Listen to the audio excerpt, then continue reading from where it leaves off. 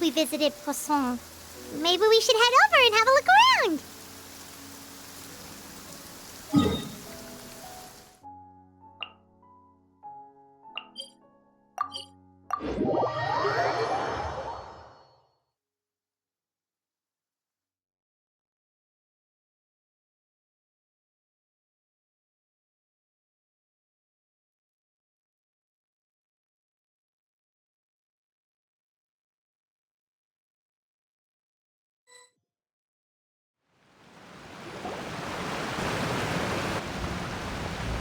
Hey, traveler, Paimon. Oh, Paimon knows that voice! Over here.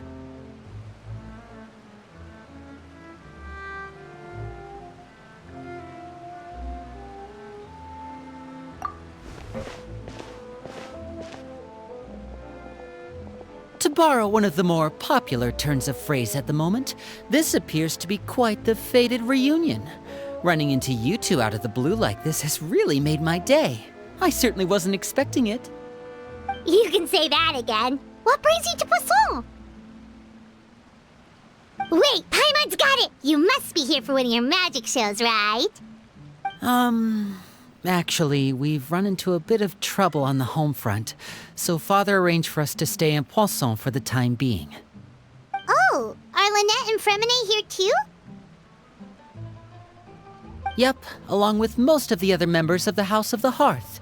You may have noticed Poisson seems a bit more crowded than usual. So you're saying nearly the entire organization has moved to Poisson? Sounds like you've run into way more than just a bit of trouble. What's really going on? Well... Since the two of you are so curious, perhaps I can fill in the gaps. You scared Paimon half to death! Father, you're here. You know... On second thought, maybe we don't need to know. It's all probably super confidential House of the Hearth stuff, right? We totally weren't trying to pry or anything. No need to be nervous. I could sense your genuine concern from your conversation just now. Of course, I can also understand your confusion. Sending so many Fatui here to Poisson, it's only natural that some might suspect an ulterior motive to be involved.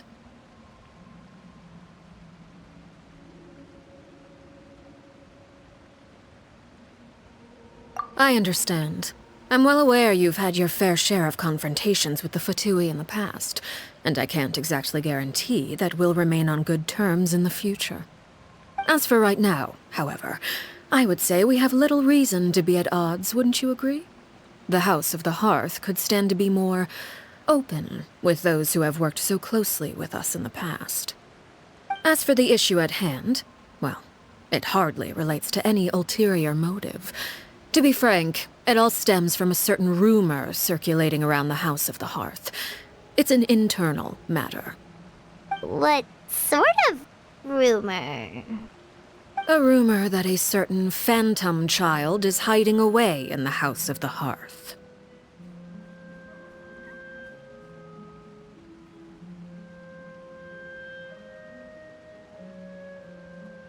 A phantom child? Ooh, just hearing the name is giving Paimon the creeps. A spirit that should have long ceased to exist is lurking in the shadows of the House of the Hearth. So I decided to bring the children to Poisson before continuing to investigate the situation. I expect I should be able to track down the spirit fairly quickly. After that, it's just a matter of resolving the situation, if you will. It shouldn't be much trouble at all. If you're curious, or if you still have some concerns, it might be advisable to stick around for a few days. I'm sure the children would be exceedingly pleased to welcome some visitors. Lenny, I'll leave you to entertain our guests. I have some matters to attend to. Of course, Father.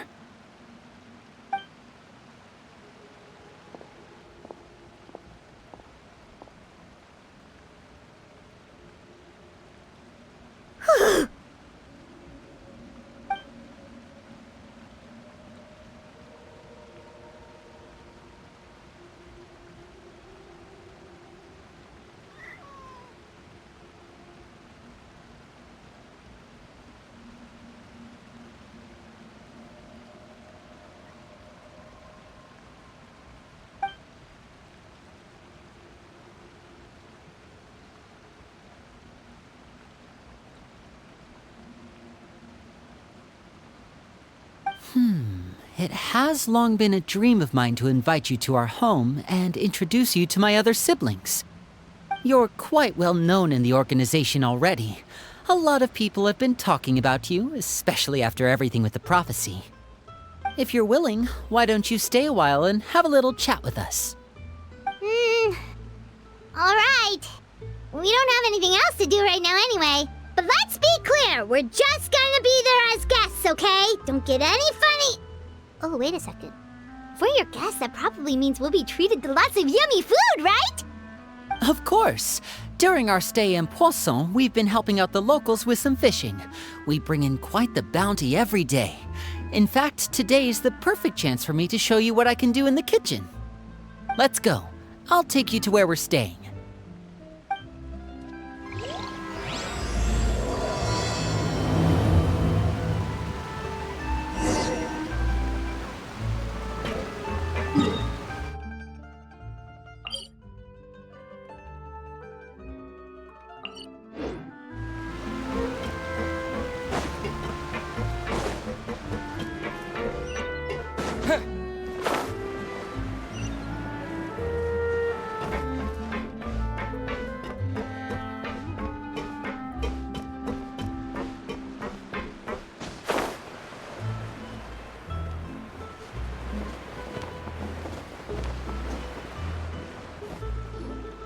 We rented this house from one of the locals to use as a temporary base. I'll come back later and tidy up a bit. After that, it should be all ready for you to stay in tonight. Awesome, thanks! So, where are we off to now? Well, when I happened to run into you two earlier, I was actually in the middle of distributing some supplies. With this many people staying in Poisson, we have to bring in outside supplies every now and then. I should probably make sure the rest of these provisions get delivered, otherwise people might start to get antsy. Okay, we'll come with! There are all sorts of rumors about your organization floating around out there. Paimon's not sure if she could even take a wild guess as to what's true and what's not. But now that we finally have the chance to see a day in the life of the house, we can take a good look at how you operate! Well, you're more than welcome to come along. Just follow me.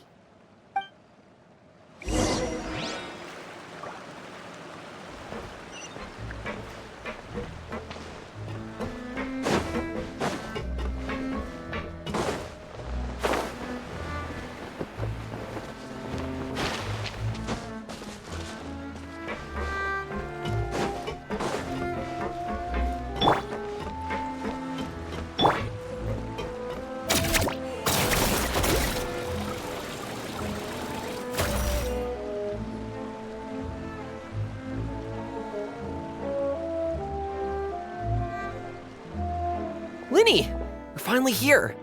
The supplies. I'm assuming you've... Brought them with me? Yep, here you go. Hello? Something caught your eye? It's the Traveler in Paimon!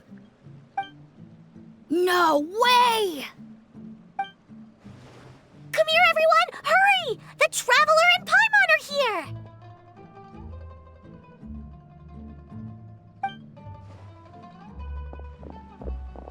One at a time, please. Don't crowd around them all at once.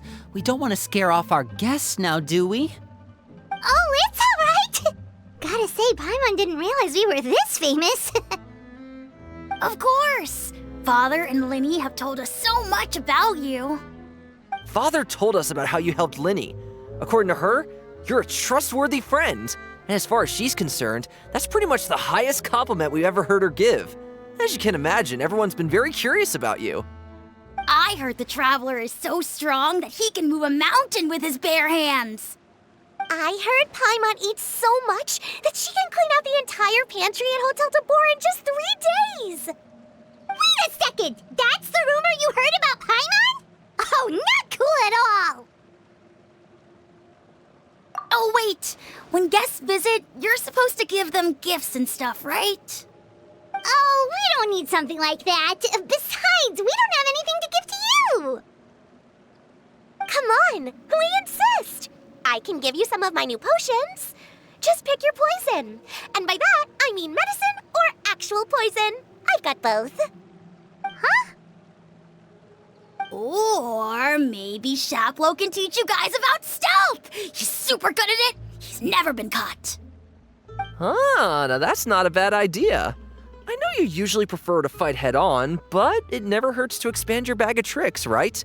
When it comes to eliminating your enemies, staying quiet can go a long way. Trust me, I would know. I was poisoned not too long ago, and I'm still dealing with the after effects. So I'm not quite as good as I was before, but I can still give you some pointers. Wait, when you said gifts, I didn't think you meant poison and stealth tactics. But those are the best things we can give you. You don't like them? Ooh, how about this? Tell me the name of someone who really annoys you, and we'll teach him a lesson for you. All right, Fold, Selwar. I think that's enough suggestions for now. When it comes to being a good host, it's the thought that counts. You don't need a physical gift to make our guests happy. In fact, pestering them with suggestion after suggestion might make them more annoyed than anything. I would say your enthusiasm has certainly gotten across. Really? Awesome! It's been so long since we have had guests to play with. If there's anything you need, just let us know. Yeah, especially if it's poison or something. I've got all sorts of potions for that. Well, we'll talk to you all later. We've still got supplies to distribute. All right, see you later.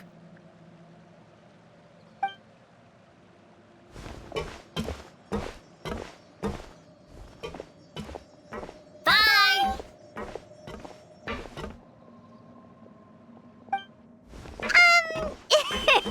Lenny, about all that poison and stealth tactics talk just now. Scared you, did it? That kind of talk comes with being part of the House of the Hearth. When Foltz was really young, he strangled all of his family pets, just out of curiosity. He was labeled a dangerous problem child and was abandoned by his family. Elwar has an unnatural obsession with potions. Father has forbidden her from trying all the different concoctions she comes up with, but she still tries to test them in secret. You really have to keep an eye on that one. Chaplot is around my age. While I'm mainly responsible for collecting intelligence, he handles surveillance. He's very passionate about his work and has no reservations about taking on some very difficult missions. I know you two probably aren't used to that kind of talk, but I can promise you they only had the best of intentions. Things like stealth tactics and developing different poisons, they really mean a lot to them. They were just trying to share the best of what they could offer, that's all.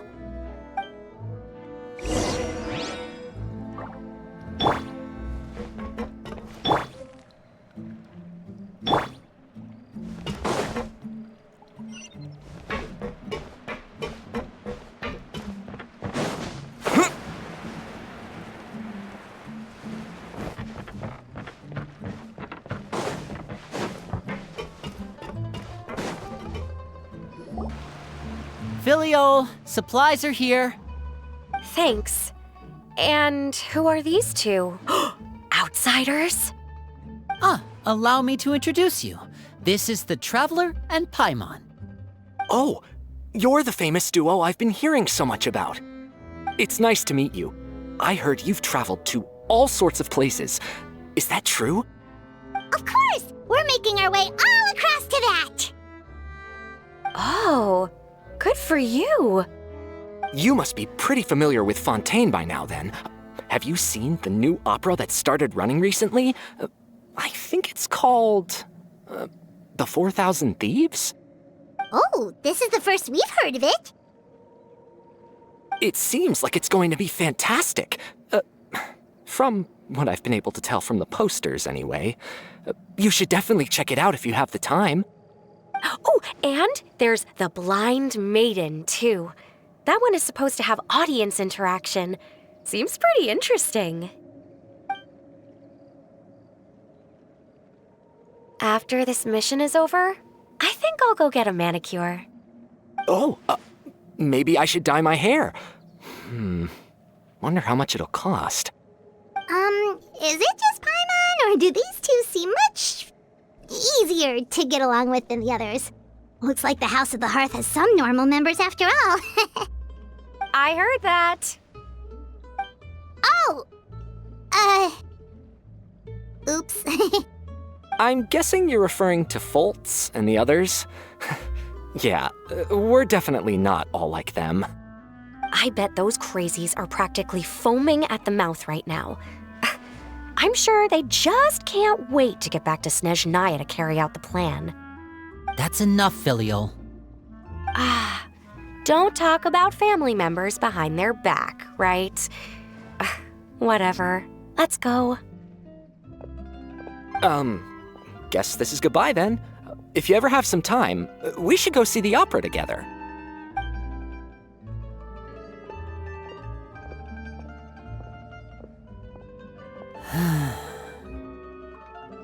Well, that's it for the supplies. We should probably head back as well.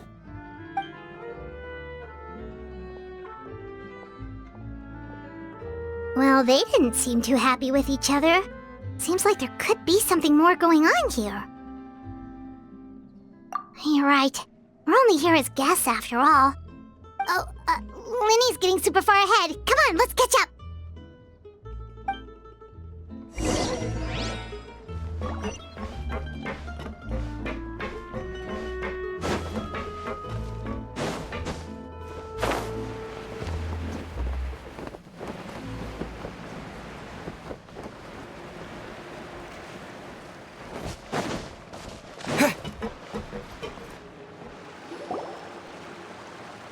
So, what do you think of the members you've met so far? Well, Father is always encouraging us to be strong-willed and independent. So if there's one thing we've got, it's people who aren't afraid to speak their mind. Well, I should probably get cooking. Wanna join? Of course! Then let's head out and... Fremine? What are you doing here? Well, Hey, nice to see you again! you too. I heard you're here as guests of House of the Hearth. Welcome. We were just going to make some food. Why don't you come along? I could use some help in the kitchen, and I seem to remember you mentioning you wanted to make seafood soup for the traveler in Paimon. Seafood soup? Oh, Paimon's drooling already. Were you looking for something just now, Fremine? Maybe I can help. It's nothing. I just wanted to see if there were any extra supplies. Yeah, we've got some left over. What do you need? Some food and water, and some clean cloth, if possible. No problem. Give me a second here. Food, water... Wait a minute. What do you need all of those for? You're not on any missions as far as I'm aware, and you were just going to come eat with us. So what's this all about? I thought I'd grab an extra portion because I get hungry at night. Could be because I'm growing, you know, and... Fremine, you remember what I told you? You're not like me. Your lying skills still need some work. Tell me what's going on. Is it really bad enough that you have to keep it from your own brother? Maybe it'll be better if we gave them some space.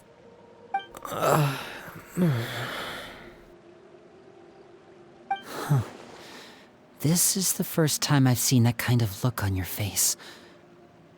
Whatever happened, does it have something to do with Father? Yes. Just follow me.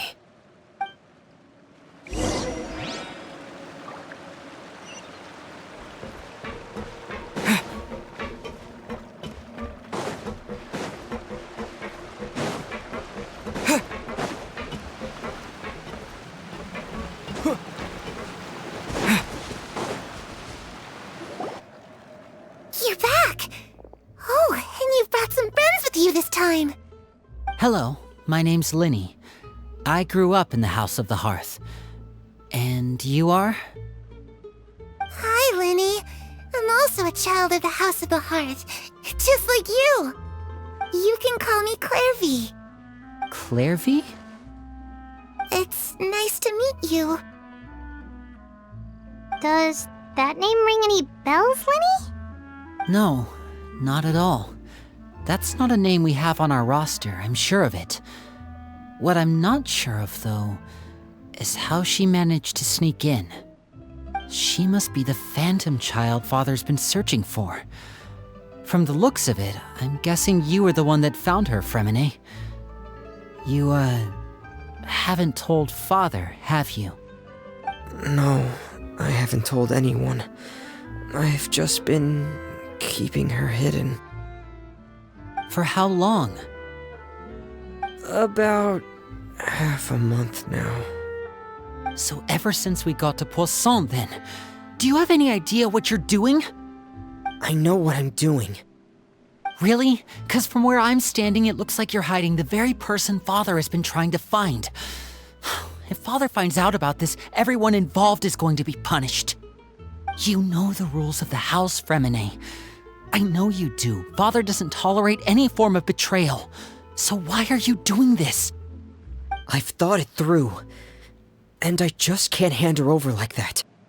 Linny, don't you remember last year? Chaplot nearly died after getting poisoned during that one mission. He wasn't able to get back before the poison started taking effect, and not a single person was there to help him. That night, while I was sleeping, I heard a voice telling me to go save him. I opened my eyes, but I couldn't find the source of the voice. I thought maybe I was just hearing things, but I went to look for him anyway. Luckily, I got there with enough time to save his life. That feeling of being haunted, of hearing voices, it's happened many times in the House of the Hearth. I'm sure you've noticed. So what you're saying is, that was her? She was the one who spoke to you that night? Unless there are other spirits roaming around the House of the Hearth, I don't think there's any other possibility. If Clairvy were our enemy, it wouldn't matter whether she was a spirit or an actual child. I would have acted without a second thought, because that's what Father ordered us to do. But she's been living with us, helping us from the shadows all this time. I think that makes her family. I couldn't just hand her over to be dealt with. Not when there's so much we still don't know. So what's your plan then? You can't keep her here forever. Someone is bound to find out eventually. I haven't thought that far yet. I don't want to disobey an order from Father, but I also don't want to put Clairvy in danger. Come with me. There are a couple things I'd like to say to you in private.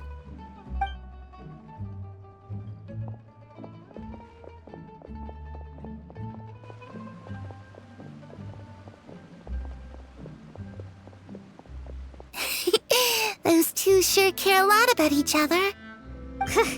Well, they got a funny way of showing it. From where Paimon was floating, it sure seemed like they were about to bite each other's heads off. No way! They have a really deep bond.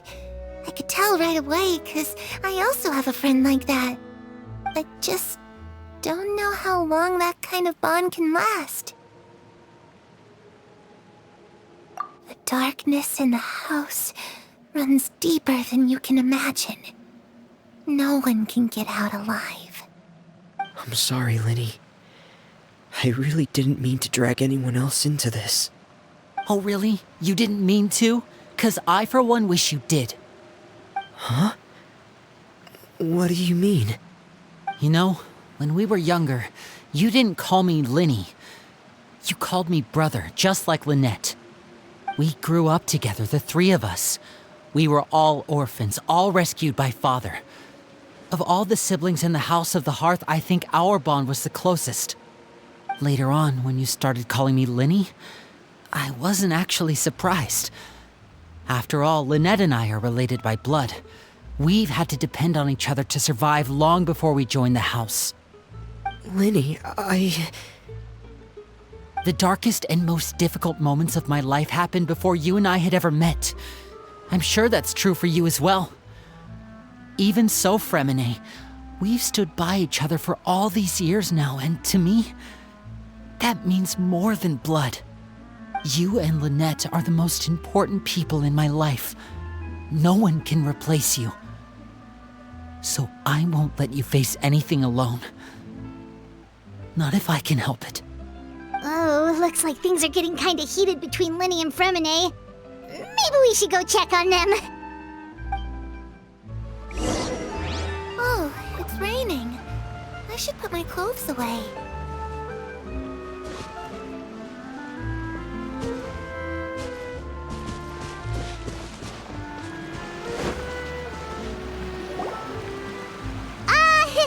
Hey, you two! Hope we aren't interrupting anything. Like a fight, or... Oh, wait a minute, Fremine. You're not crying, are you? Is everything alright? everything's fine. Thanks for asking. Well, we're all friends here, right? We've been through so much together, so if there's anything we can do to help, just say the word. It's just a small family dispute. It's not something our guests should trouble themselves with. In fact, it might be better if your stay ended here. What are you getting at, Traveler? When guests are around, families are often on their best behavior. And any disputes are less likely to escalate. That's what you're trying to say, isn't it? I just... Thank you. I was really hoping to keep you out of it. But even if I could think of some other reason to turn you away, I'm not sure I could convince you. I know things could turn dangerous, so I promise you this. From now on, I'll protect you like my life depends on it. Me too. Well, back to the matter at hand then. If we don't plan on handing Clairvy over to Father, then our only other option is to solve the mystery of her identity before Father is able to track her down. That means finding out where she came from and what she's doing here. Then we can send her on her merry way and pretend like none of this ever happened. I've tried that already. And? And... nothing. I tried taking her somewhere really far away, but... after some time, she just reappeared. She even came with us all the way to Poisson. It seems like wherever the house is, she follows. I don't know much about spirits. Do you two have any ideas? Let's see here. Paimon remembers hearing something like, if you fulfill a spirit's last wish before they died, they'll let go of whatever's keeping them here and return to the ley lines. Oh, it's just that Paimon doesn't really remember where she heard that, so it's not guaranteed to work or anything. Well, sounds like it's worth a shot. Guess that means we should go ask her about her wish. But first, Fremine, I need you to promise me something. What is it? I need you to promise me that this will stay between the two of us. We're the masterminds behind this whole thing. No one else gets involved. Can you do that for me? Of course. I promise. All right. Then let's seal the promise just like when we were kids. Fist bump on 3. Ready? 1, 2, 3. I swear.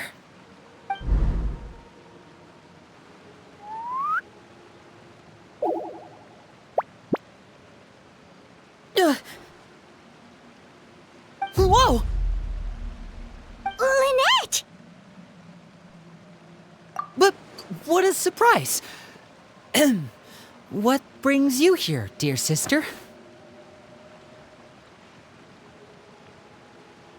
And, When exactly did you get here?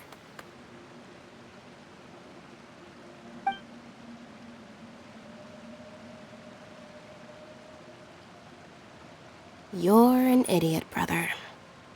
And you too, Fremine.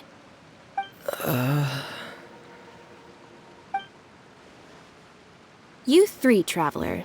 And you 4, Paimon. Wait, what did we do? I've seen Clairvy around the House of the Hearth before. I hadn't seen her in Poisson, so I figured she must not have come with us. But it turns out, you were just hiding her. I heard you talking about your plan. Rather than steering clear of the situation, I'd rather fully join in.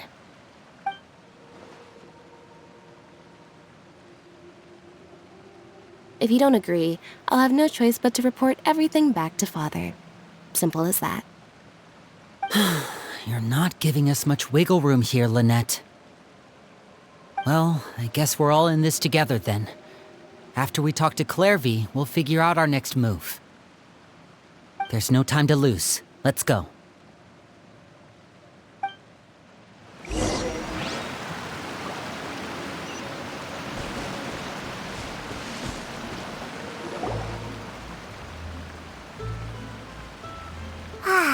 I'm full. Thank you for bringing me this food, you guys. She said she's full, but the food doesn't look like it's even been touched.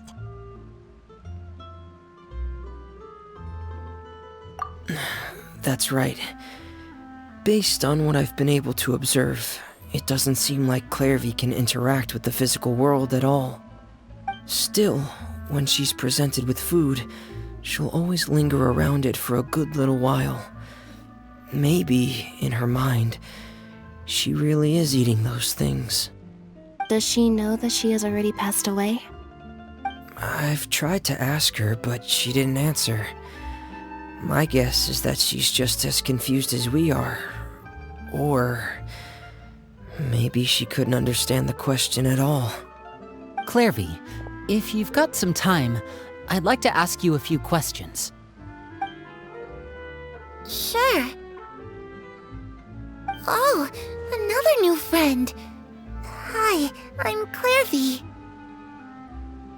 Hello. Clairvy, how did you join the House of the Hearth? Huh?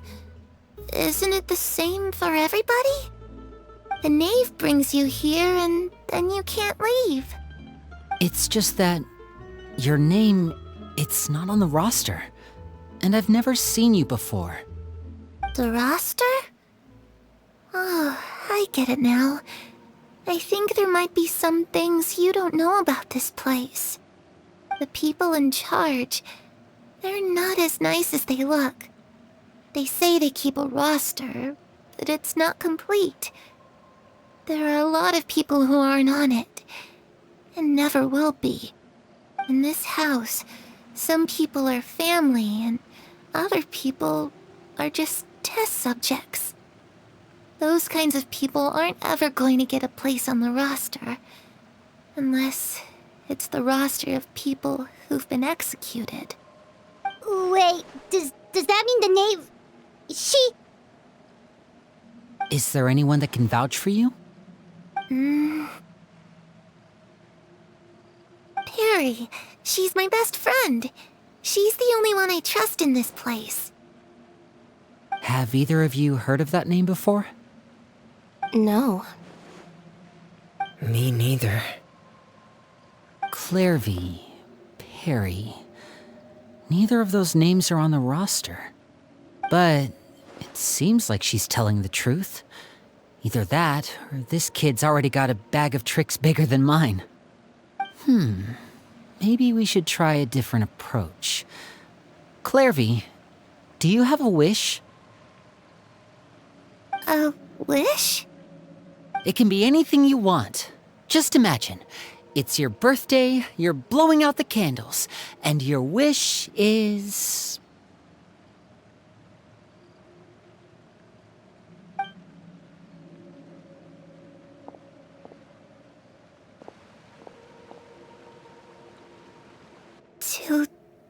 To go outside. where the sun can find me. That's it?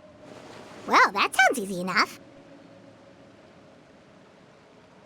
The darkness in the house runs deeper than you can imagine. No one can get out alive.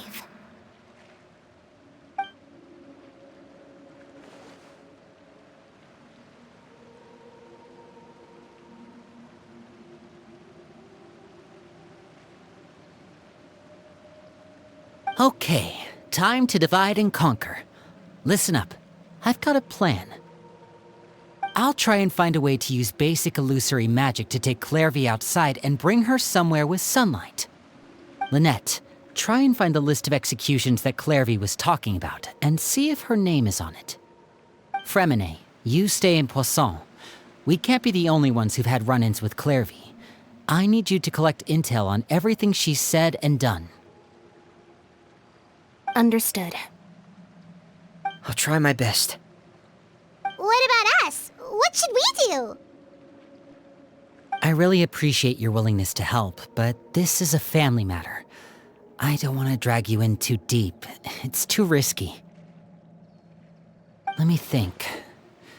Since Father considers you to be guests, maybe you could stick by her side for a little while.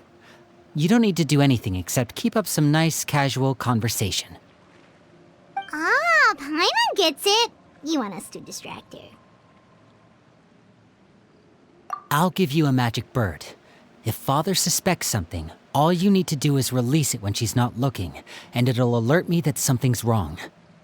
Of course, that's only as a last resort. If Father doesn't seem to notice us, there's no need to make contact. We'll reconvene here tonight after all's said and done. If the worst-case scenario happens and we're discovered, just tell Father everything. We're not going to let our guests get punished for our own actions. That's where we draw the line. You too. Okay, this is where we part. Father should be at the beach nearby.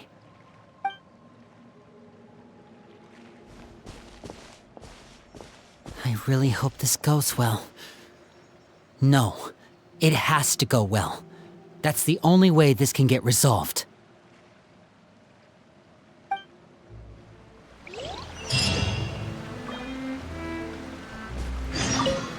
Clairvy, I'd like to take you somewhere. Is that okay with you? Sure. Where are we going?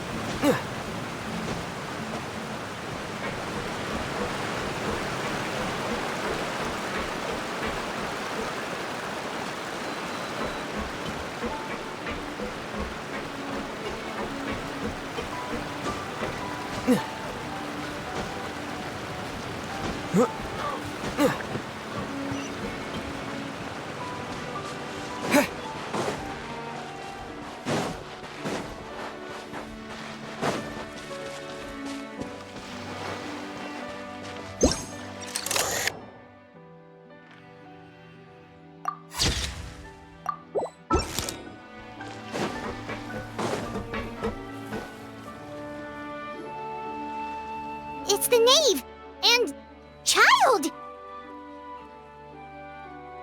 Hey, aren't you supposed to be in Snezhnaya recuperating? What are you still doing in Fontaine? Oh, it's you two. I didn't expect to run into you here. I was unconscious for quite a while after the fight in the Primordial Sea. After I woke up, I realized I was being taken back to Snezhnaya, and well, I couldn't have that now, could I? Not when I've still got unfinished business here in Fontaine. So, I mustered up all my strength and made the journey back on my own. What sort of unfinished business are we talking here? It has to do with Skirk, my master. I really wanted to meet up with her, but by the time I got back, she had already left. I still have so many questions for her. Without any other leads, all I could do was ask the knave to help me track her down. She must have left behind some traces from her time in Fontaine. Oh, okay, so have you found any clues? Unfortunately, no. While the House of the Hearth is adept at collecting all manner of intelligence, certain existences can still manage to escape our purview. Basically, unless Master feels there's a need to meet with me, she's not going to be found. But that problem has an easy fix. I just need to become stronger, and then... Paimon thinks you should focus on getting better first. The worst of it is over. It's all thanks to that one kid from the House of the Hearth. Elwar, I think her name was. She gave me a bunch of random potions to drink. They didn't go down easy, let me tell you. Pain and chills all over. But they really did help speed up my recovery. And that's good, because it looks like I really do have to head back this time. The old man's been putting the pressure on me. He sent someone to tell me I'm needed for some sort of project. Project Stuja? Yeah, that's the one. I heard Regrader's involved too. I'm not looking forward to having to listen to all his monologuing, that's for sure. Hey, maybe you could think of a way for me to stay in Fontaine for a little longer. Helping Linny and the others brush up on their fighting skills would be far more interesting. If you and I could spar, that would be even better. I've been waiting for a chance to see you go all out. And what a sweet little daydream that is. But I also have a role to play in all this. I'll be leaving Fontaine shortly as well. Besides, considering how little they see fit to step outside the homeland, being called on to return to Snezhnaya by such illustrious dignitaries, what a great honor. Wouldn't you agree? One I could do without, I'd say. Is it just Paimon? Or does it kind of seem like they're... So, dear guests of the House of the Hearth, to what do I owe the visit? we just... Right! We're super close to Linny and the others, but we still don't know much about you! Is that so? Introductions have already been made, have they not? Oh, well, you see? There's only so much you can learn about someone from a short introduction. At least tell us something a little extra, like... Why do you call yourself father? Huh, good question. I'd also like to know. The fact that you have to ask tells me our intelligence work has been quite successful. Telling you the answer to that question would only serve to undermine that success. And we can't have that, now can we? Spoken like a true diplomat. That was some expert sidestepping right there. Well, if there's nothing else, I think I'll take my leave. I still have a small matter to resolve at home. Wait, don't go!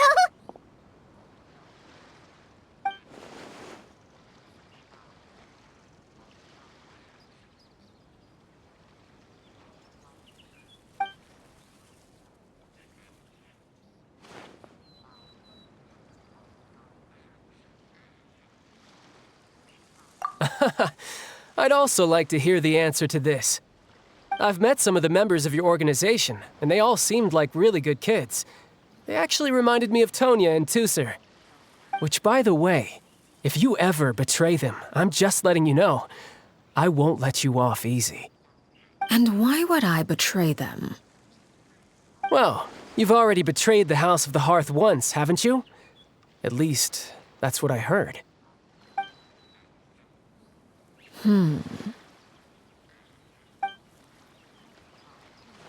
Okay, I admit. That's just what the old man told me.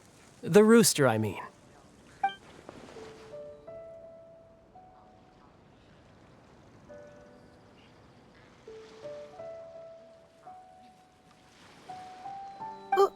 Wait, did you really do something bad to those kids? Never mind what I've done. I'm more curious as to what the mighty rooster had to say. Care to enlighten me? Ah, well, nothing much. Just some stuff about you taking out many other members of the House of the Hearth, and even going so far to attack your own family. I see. Oh, based on your reaction, I'm guessing it's all a bunch of lies. Hardly. I don't appreciate his particular turns of phrase, but I suppose he didn't say anything untrue. Although, it would be more accurate to say that there is a certain level of prejudice involved, but I don't intend to clear that up just yet. Prejudice has a funny way of concealing the real truth behind certain things, an attribute that I find to be quite advantageous. Call yourself a Fontanian, for example, and people will assume all sorts of things, when the real truth is that this is simply the land where I was raised. Huh? You're not actually from Fontaine? But then why did you try to help out with the prophecy and everything? I was trying to protect the children born in Fontaine. Claiming that I myself was a Fontanian simply made it easier to operate. People would hardly suspect a fellow Fontanian of having any ulterior motives. Who wouldn't want to save their homeland after all? The primordial sea wouldn't have any effect on me, but it would have caused great harm to the House of the Hearth.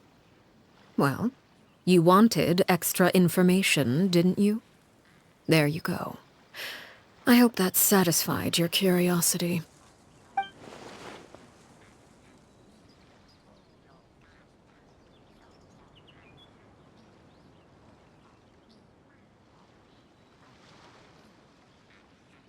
So, you stayed in Fontaine for the kids. I guess I was wrong to believe you'd betray them. Apologies. Looks like I was holding on to some prejudices myself. Good. Like I said, I like it when others have misconceptions of me. Actually, while I was recuperating at the House of the Hearth, there was something else that really caught my attention. I heard that members always resolve disputes and arguments with a friendly spar, and the loser has to back down. Seems pretty cool if you ask me. Would also give them plenty of opportunities to hone their skills. Well, that's only a recent development. In the past, such spars weren't nearly so friendly. The losing party would lose everything, including their life. They were that high stakes? Whew, at least that's not a thing anymore. Well, the current atmosphere's not half bad. I'm a bit jealous, actually. You've got so many family members around you, and you even get to live with them. Having a lot of family around means dealing with a considerable amount of bickering and scheming. Once Tonya and Tusser enter their rebellious phase, I'm sure you'll understand. Just imagine. Tusser becomes obsessed with plucking out strands from the rooster's mustache, or Tonya decides to dye her hair 42 different colors. Okay. I get the picture.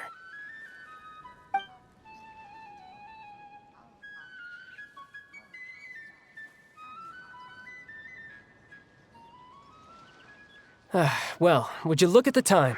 I should probably get going.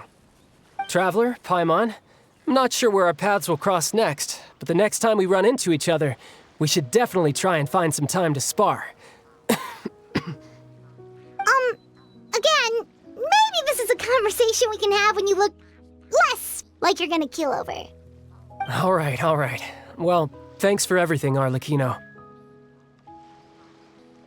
No thanks necessary. You also played a part in obtaining the Gnosis. I would say we can call ourselves even. I like the sound of that. Well, I'm off. See you all some other time. We should probably get going too. Do you want to head back with us? Oh? You want me to leave so soon? Oh, well, you see, I'm rather enjoying the evening breeze. If you don't mind, I think I'll stick around for a bit. I have some things to think about. Apologies for not attending to you like a proper host. Please forgive this slight. I do hope you'll have a pleasant stay. We managed to keep her distracted until nightfall. Good thing Child was there to keep the conversation going. You don't think she suspected anything, do you?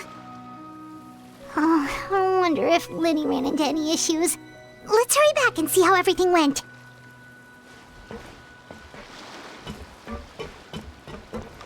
Oh? You decided to stay a little longer? Let's take in the ocean view together, then.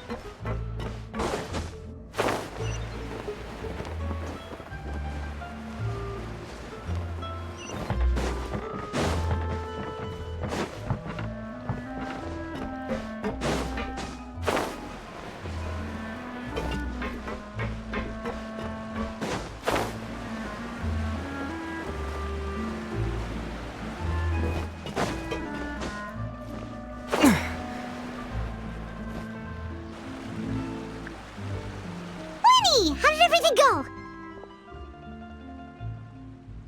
Well, long story short, we ran into a small issue. Clairvy can't go into the sunlight.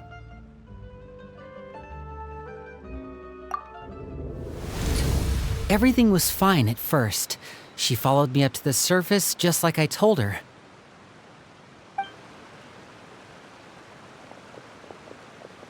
But as I led her out of the shadows and into the sunlight, she vanished. I turned around and there she was, standing at the edge of the shadows, silently watching me. Huh. Maybe she's afraid of sunlight, or... No, it wouldn't be her wish if that were the case. Well, we could always try pushing her into it. Oh, true. I've pretty much tried it all already. Nothing worked. Eventually, the sun went down, so all I could do was bring her back here. How did it go with you, Lynette? Good. I've got the list. It's right here. Really? Well, what are we waiting for? Let's take a look!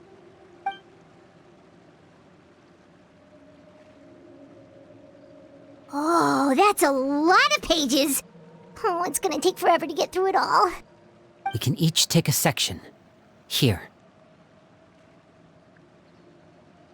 La Pouillade, L'Endroit, Chambel, Horaire.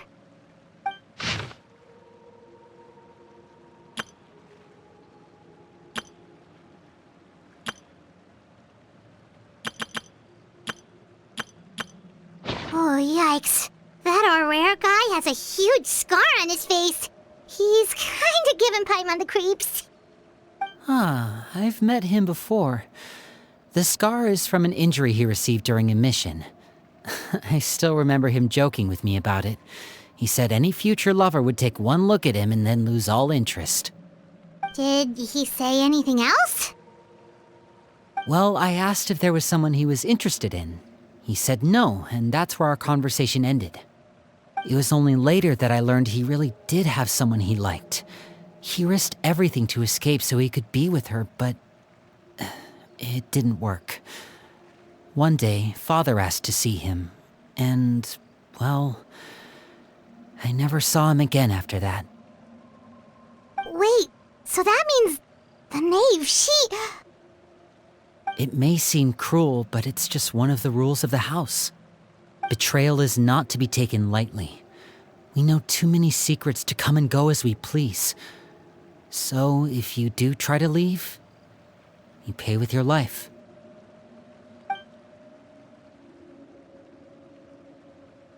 Her name's not here, huh? Well, that's not too surprising. It doesn't seem like this list is complete.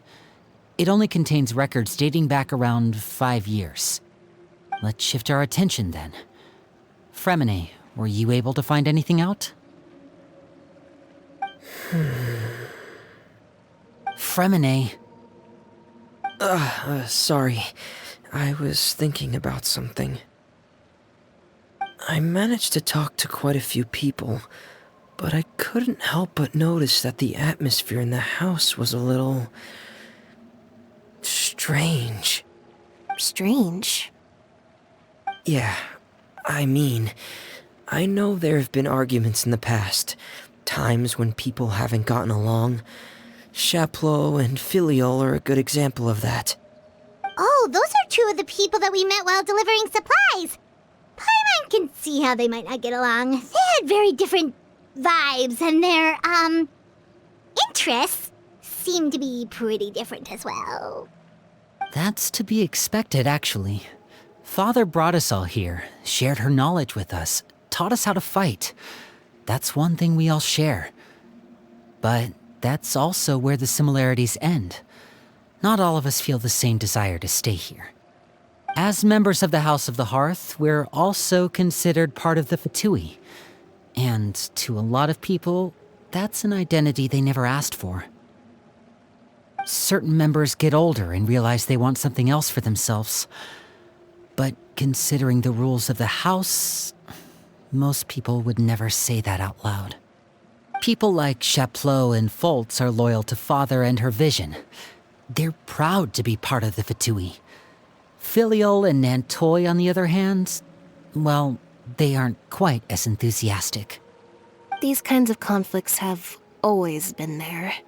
It's not like Father is in the dark about any of this. Well, that's true. But it just feels like things have gotten worse lately. Filiol and the others, it seemed like they were meeting in secret to talk about something. I can't say for sure, but I think they've met Clairvy. You think she's been inciting them to act out? No, not exactly. But I wouldn't be surprised if she said something to them about the darkness in the house and how deep it runs. She's told me about it before. Experiments being run on children. People being used as pawns on the battlefield without so much as the strength to survive. And they just believed all that? Without any evidence? Clairvy's words probably gave them the excuse they were looking for. Whether they actually believe them to be true is secondary. This is all because of Project Stuja, isn't it? Whoa. Hold on a second.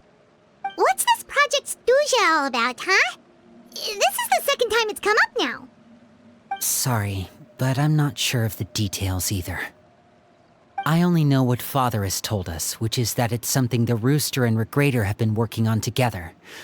Apparently, it has to do with the Fatui's strategic plan for the future. Because the House of the Hearth was so successful in obtaining the Gnosis, we now have the honor of playing a key role in Project Stuja. Wait, but isn't that a good thing? Key role is just another way of saying dangerous role. To us, the whole thing is an inconvenience. Father thinks so too, but she's in no position to refuse. Their plan isn't exactly unreasonable, and they've been funneling the house a lot of funding. It's just that we'll lose a lot of members in the process. Participating in the plan, it's an honor in name only. What they're really trying to do is subdue us. The existence of an intelligence organization outside their control makes them feel uneasy.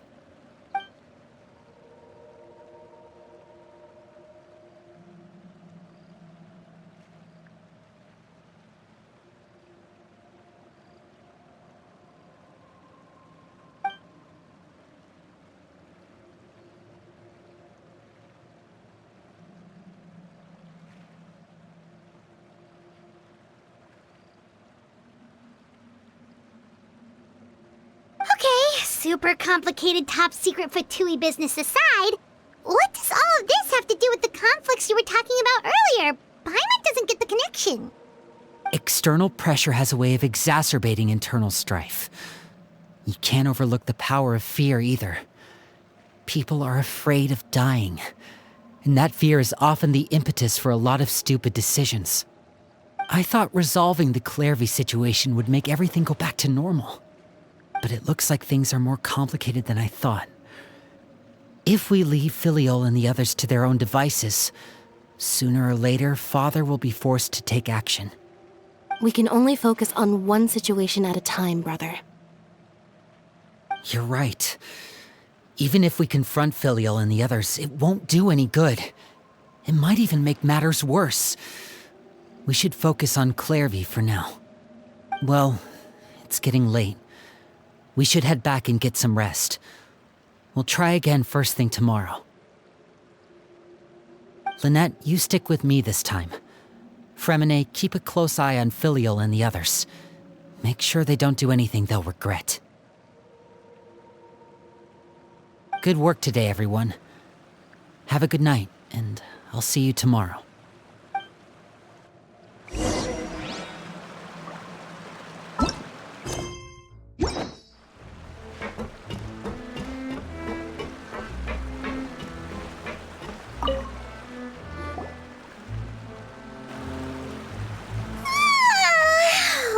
I'm always looking forward to an early night, but she can't sleep at all. Hey, you don't think the knave will be too angry with Linny and everyone if she finds out about all this, do you? She's even scary when she smiles. If she were to actually get angry... you have to protect Paimon if that happens, okay, Traveler?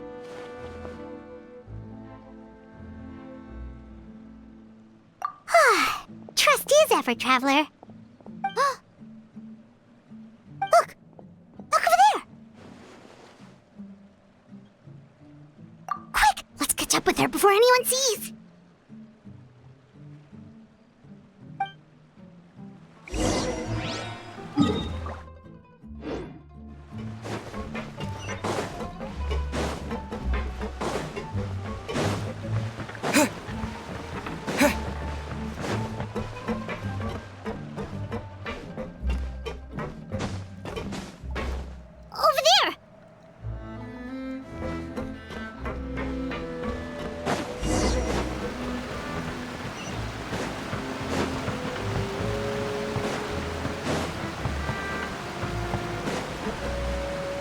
Where is she going? Oh, if someone sees her, we're toast!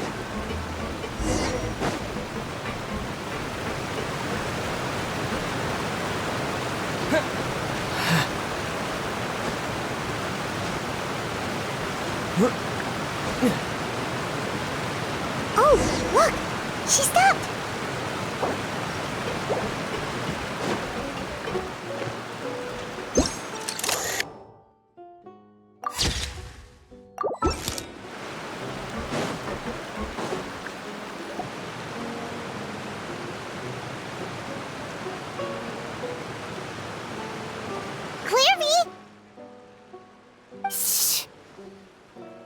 I opened the window while no one was looking.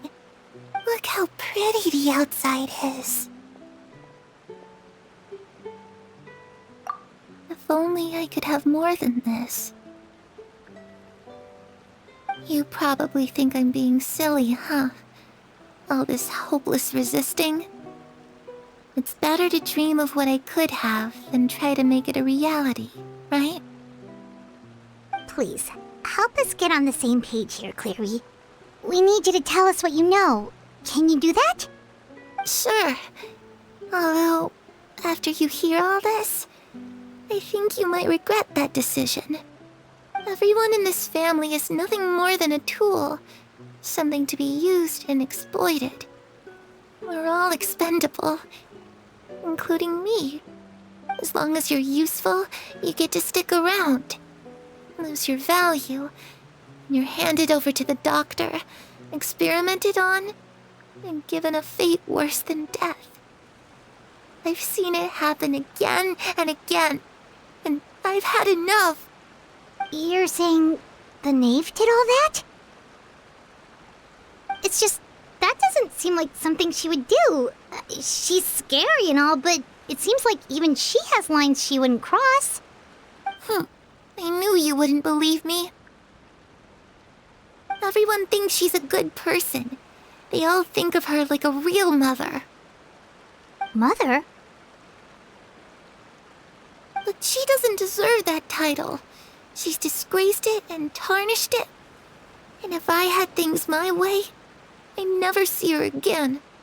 If only Perry were here, she'd understand. Perry? There's that name again. Also, Paimon's getting a strange feeling. It almost feels like she's not really here with us. Paimon can't tell if she's actually talking to us or if she's mistaken us for someone else. Well, in any case, it seems like she really needs someone to talk to. We should keep her company for a little longer. She looks so young. But it seems like she's been through a lot. It's getting windy. I should close the window. Ooh, look at the moon. Isn't it pretty? Hey, wanna hear a secret?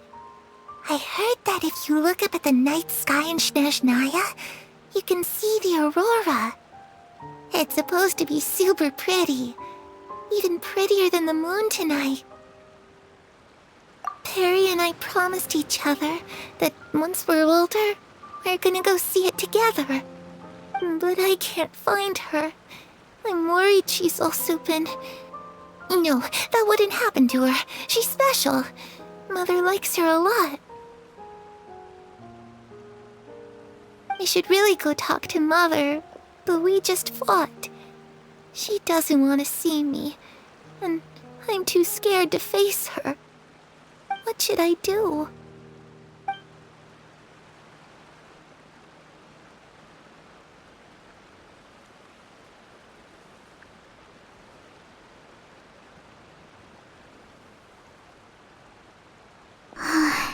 Paimon really doesn't understand what's going on with her.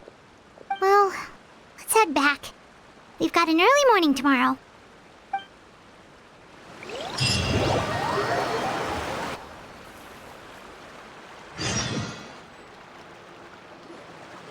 All right, looks like we're all here. Let's go ahead with the plan. Oh? What is it? What makes you ask that? Well, we kinda ran into Clairvy last night, and that's what she told us. We met the doctor back in Sumeru. He's super dangerous, and he's done all sorts of bad things. It's possible that Father and the Doctor have had certain dealings, but I don't think Father would work with him. We're not really on the same side, so there's not a lot of trust between them. That doesn't exactly set the stage for a successful partnership. I did hear, though, that when Father first became a Harbinger, the Doctor offered to work with the House of the Hearth. Father rejected most of his proposals, except for one. It had to do with some sort of secret experiment. Secret experiment? Could that be what Clairvy was talking about? I don't think so. I don't know any details about the experiment itself, but I do know it's an entirely independent operation. The Doctor only proposed a direction for the research. That was the extent of his involvement. I still don't think that counts as working together. The details of the experiment are confidential, but complete records are kept on all participants. That doesn't seem to be the case with the situation Clairvy referred to. I know you don't agree with some of the Fatui's methods, and I'm not asking you to. But I am asking you to trust us on this. The House of the Hearth has its own principles. There are certain lines we're not willing to cross. Alright, that's good to hear at least. Clairvy seems to think the Knave and the Doctor worked together to do something horrible. If that turned out to be true, Paimon doesn't know how he would even face you guys. It's just that it doesn't seem like Clairvy is lying either. The easiest thing to do would be just ask the Knave directly, but Paimon doesn't think she'd tell us.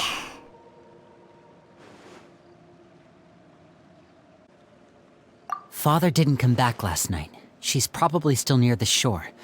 We'll be counting on you to distract her. Lynette, you're with me. Fremine, you know what to do. Be on your guard, everyone. All right, let's get to it.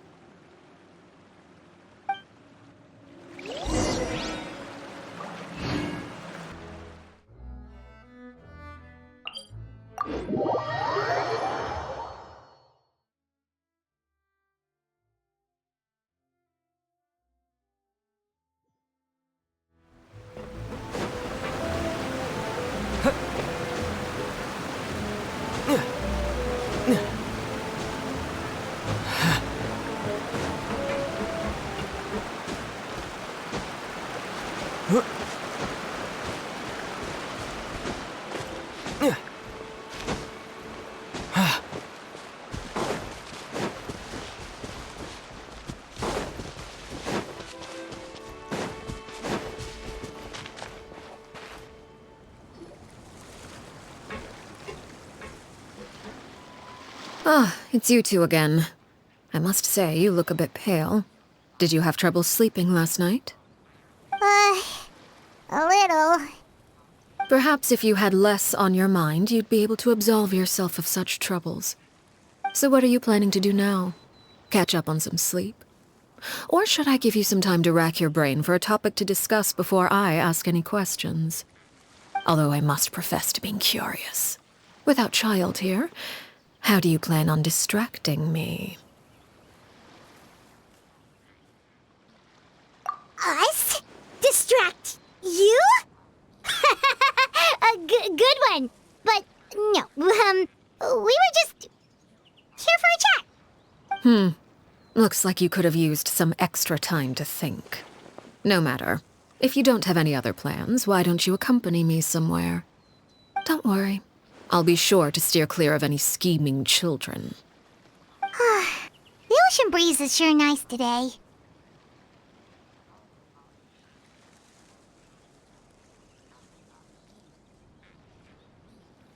Children always think they can hide things from the grown-ups. But nothing gets past me. Least of all a little scheming. I think I'll let them have at it for a little longer. I can be very patient.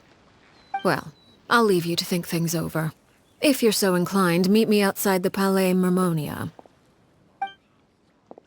Good things come to children who do as they're told. So I do hope you decide to tag along. If only for your friends' sakes. What should we do? She clearly knows about everything we've been doing, and Paimon doesn't think it'd be a stretch to say she was threatening us just now.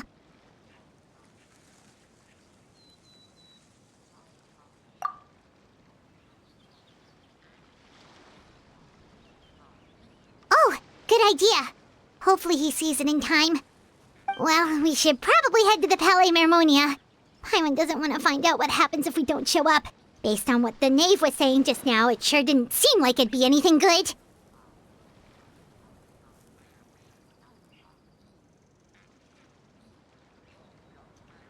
Okay, then we probably shouldn't keep her waiting. It seems like Lynnie and the others are on thin ice, so let's do our best to not get them in any more trouble.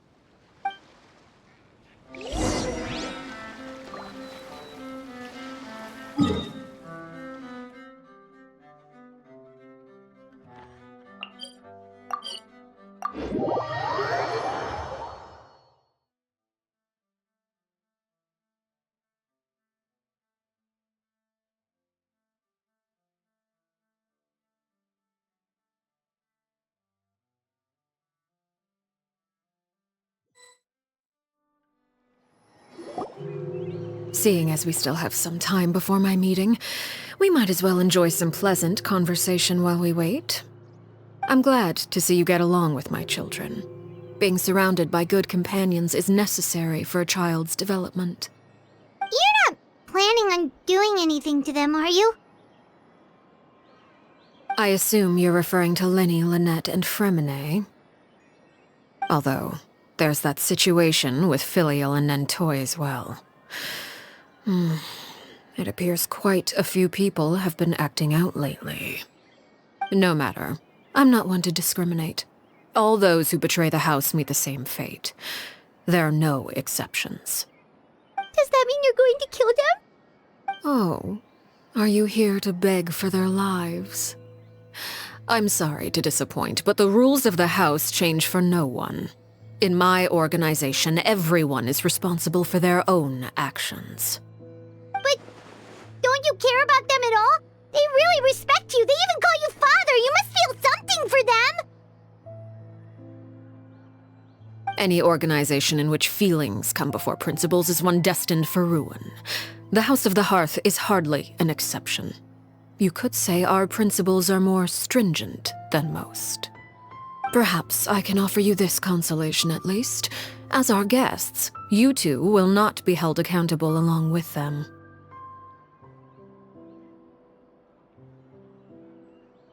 I would imagine Linny, Lynette, and Fremine will be able to keep their lives. As for Filion and Toy and the others, I'm afraid there's little I can do. They can try to escape, but once you know our secrets, there's no getting out alive. But that's awful. Ah, you seem concerned. Out of consideration for my guests, I suppose I could turn a blind eye for a little longer. If Linny and the others manage to dispose of Clairvy in the meantime, all evidence of their wrongdoing will be lost. In that case, I could hardly punish them for something I couldn't prove. If their efforts are unsuccessful, on the other hand, all will be held accountable, and the punishment will be severe.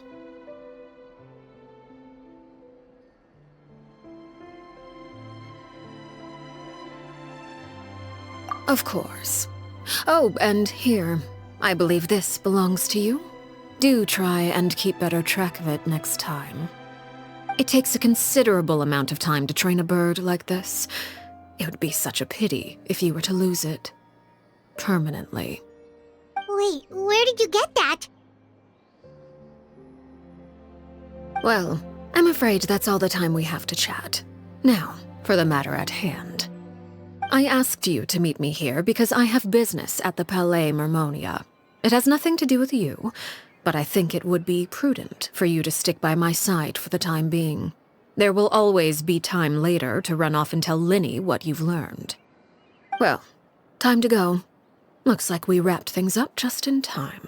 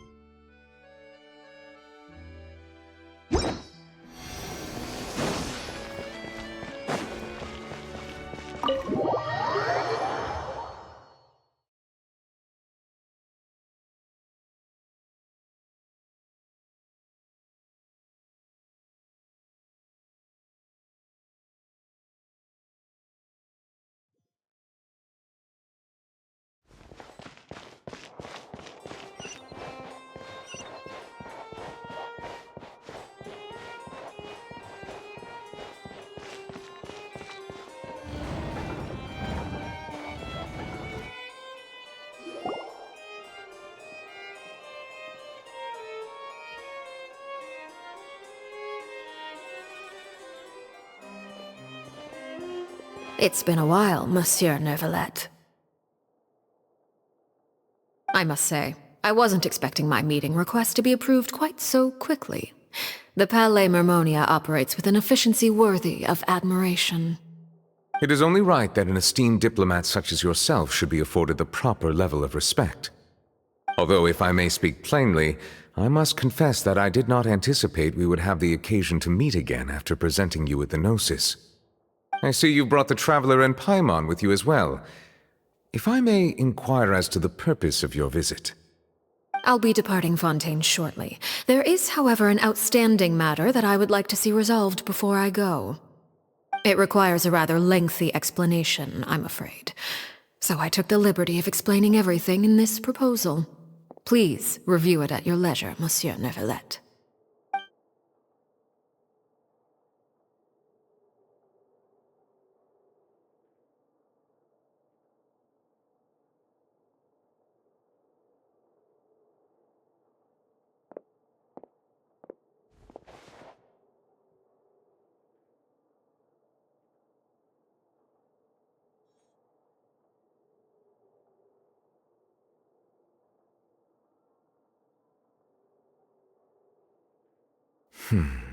I understand your request.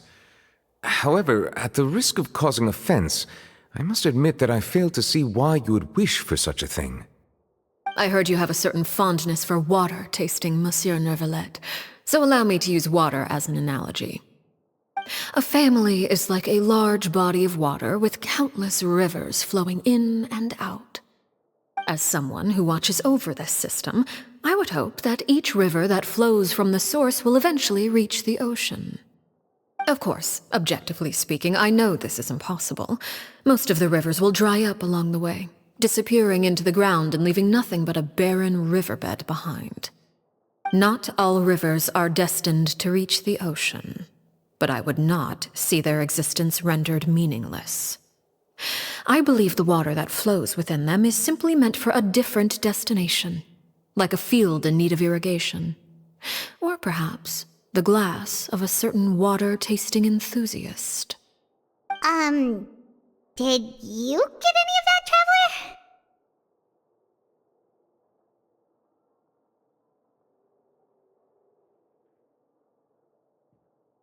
Your words paint an optimistic picture indeed.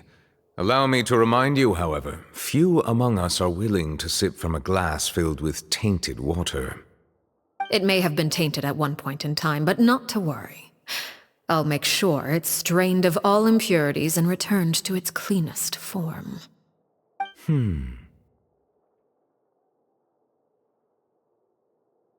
I seem to recall there being a transactional aspect to your proposal. Perhaps you could expound on that? If you accept my proposal, Monsieur Neuvillette, I will gradually withdraw my forces from Fontaine. And, unless absolutely necessary, I will no longer carry out any special missions within Fontaine. I presume I can take your words to mean that, in the future, cases similar to the Tartuffe assassination will cease to cross my desk? Tartuffe? Ah, that thief who embezzled funds from all those charities, you mean? My deepest condolences to his family, but without any evidence, I cannot imagine how the House of the Hearth might have been involved in his passing. Of course, if you accept my proposal, Monsieur Neuvillette, I'm sure certain measures could be taken to reduce the frequency of such troubles. You choose your words carefully indeed. In that case, I am inclined to accept your proposal. My thanks for your generosity, Monsieur Neuvillette. Well, with that settled, we should be going now. I took the liberty of bringing along 2 bottles of spring water from Snezhnaya for you to enjoy. I do hope I get the chance to hear your impressions. Perhaps at our next meeting, yes? Indeed. I trust you would not overlook your commitment in the meantime. All right, Traveler Paimon. Time to go.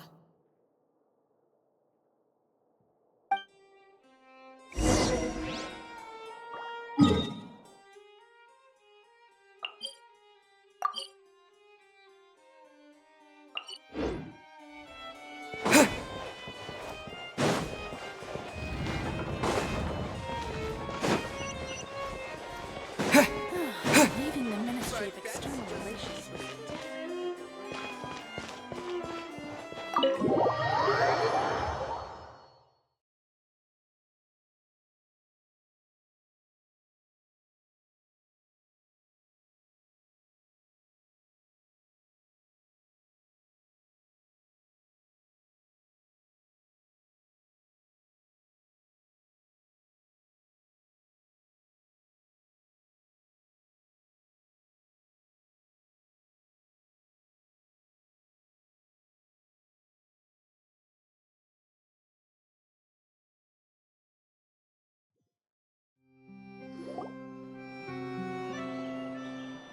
So, what exactly were you talking about back there? Paimon only heard you mention some rivers, a large body of water, and then some kind of irrigation scheme. You really want to know? I would imagine there might be more pressing concerns at the moment. Winnie, Paimon really hopes everything's going okay.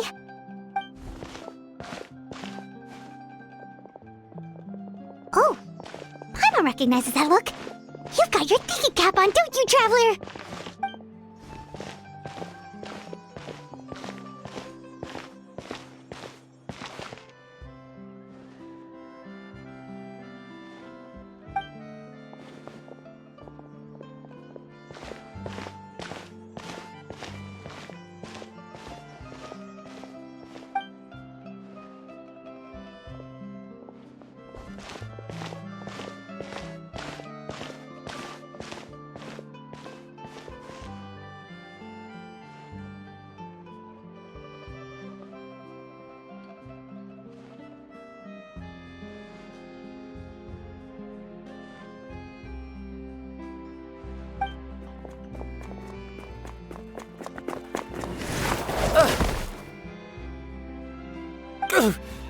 Oh, shoot. Are you alright? Oh, jeez. I'm so sorry. I was so focused on selling these papers, I wasn't looking where I was going.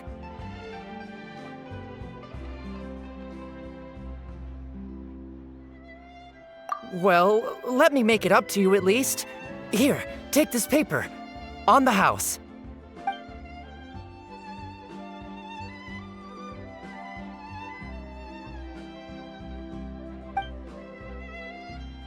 Oh, you don't have to give us anything.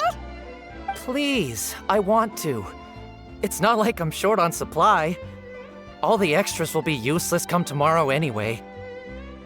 It's my fault, really. I was just trying to bring home some extra mora for the family, but I bit off more than I can chew. I haven't had many takers today, so I'm still swimming in papers. What's going on here? Nothing much. I just ran into your friend here on accident. I should probably get going, actually, so... Hold on. Of course, I'm happy to compensate you with mora, it's just... I don't have any on me at the moment. I'll take 3 papers. Here. Your payment. Oh! Thank you for your patronage. May the Archons bless you with good fortune. If only I had the chance to run into such generous customers every day. I should probably just take on a smaller inventory though, right?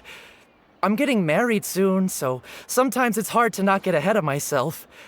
Anyway, I should head out. Goodbye! Well, now that my affairs are settled, we should take the boat back to Poisson. We've even acquired some light reading to enjoy along the way. Actually, why don't we stick around for a little longer? Paimon just realized how hungry she is. She can't head back to Poisson on an empty stomach.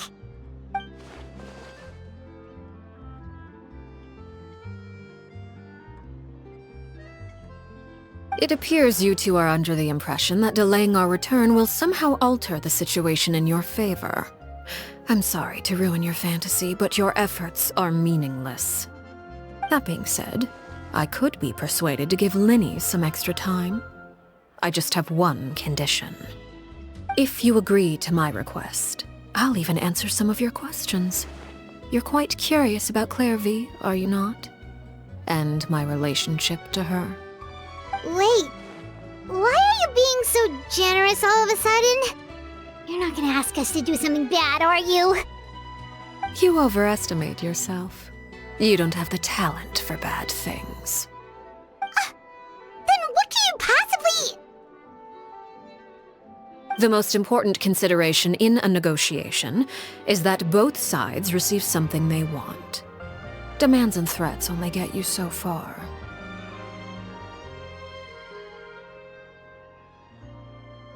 Wonderful. Here it is.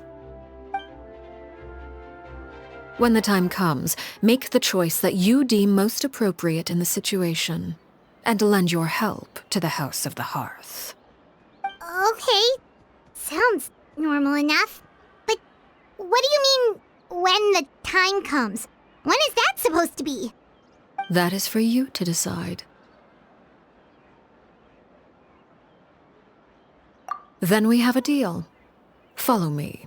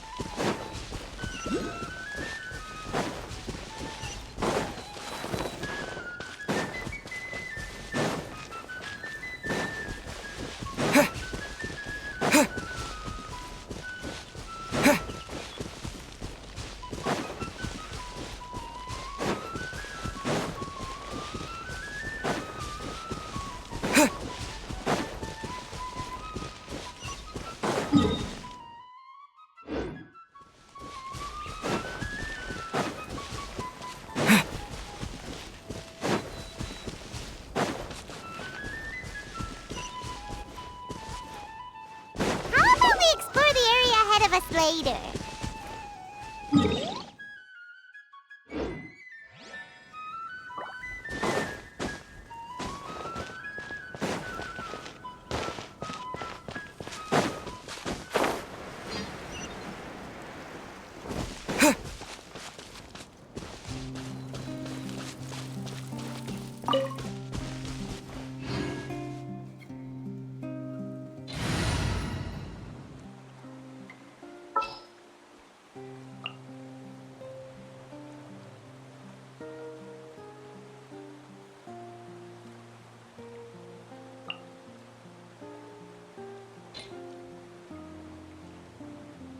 Gonna be epic.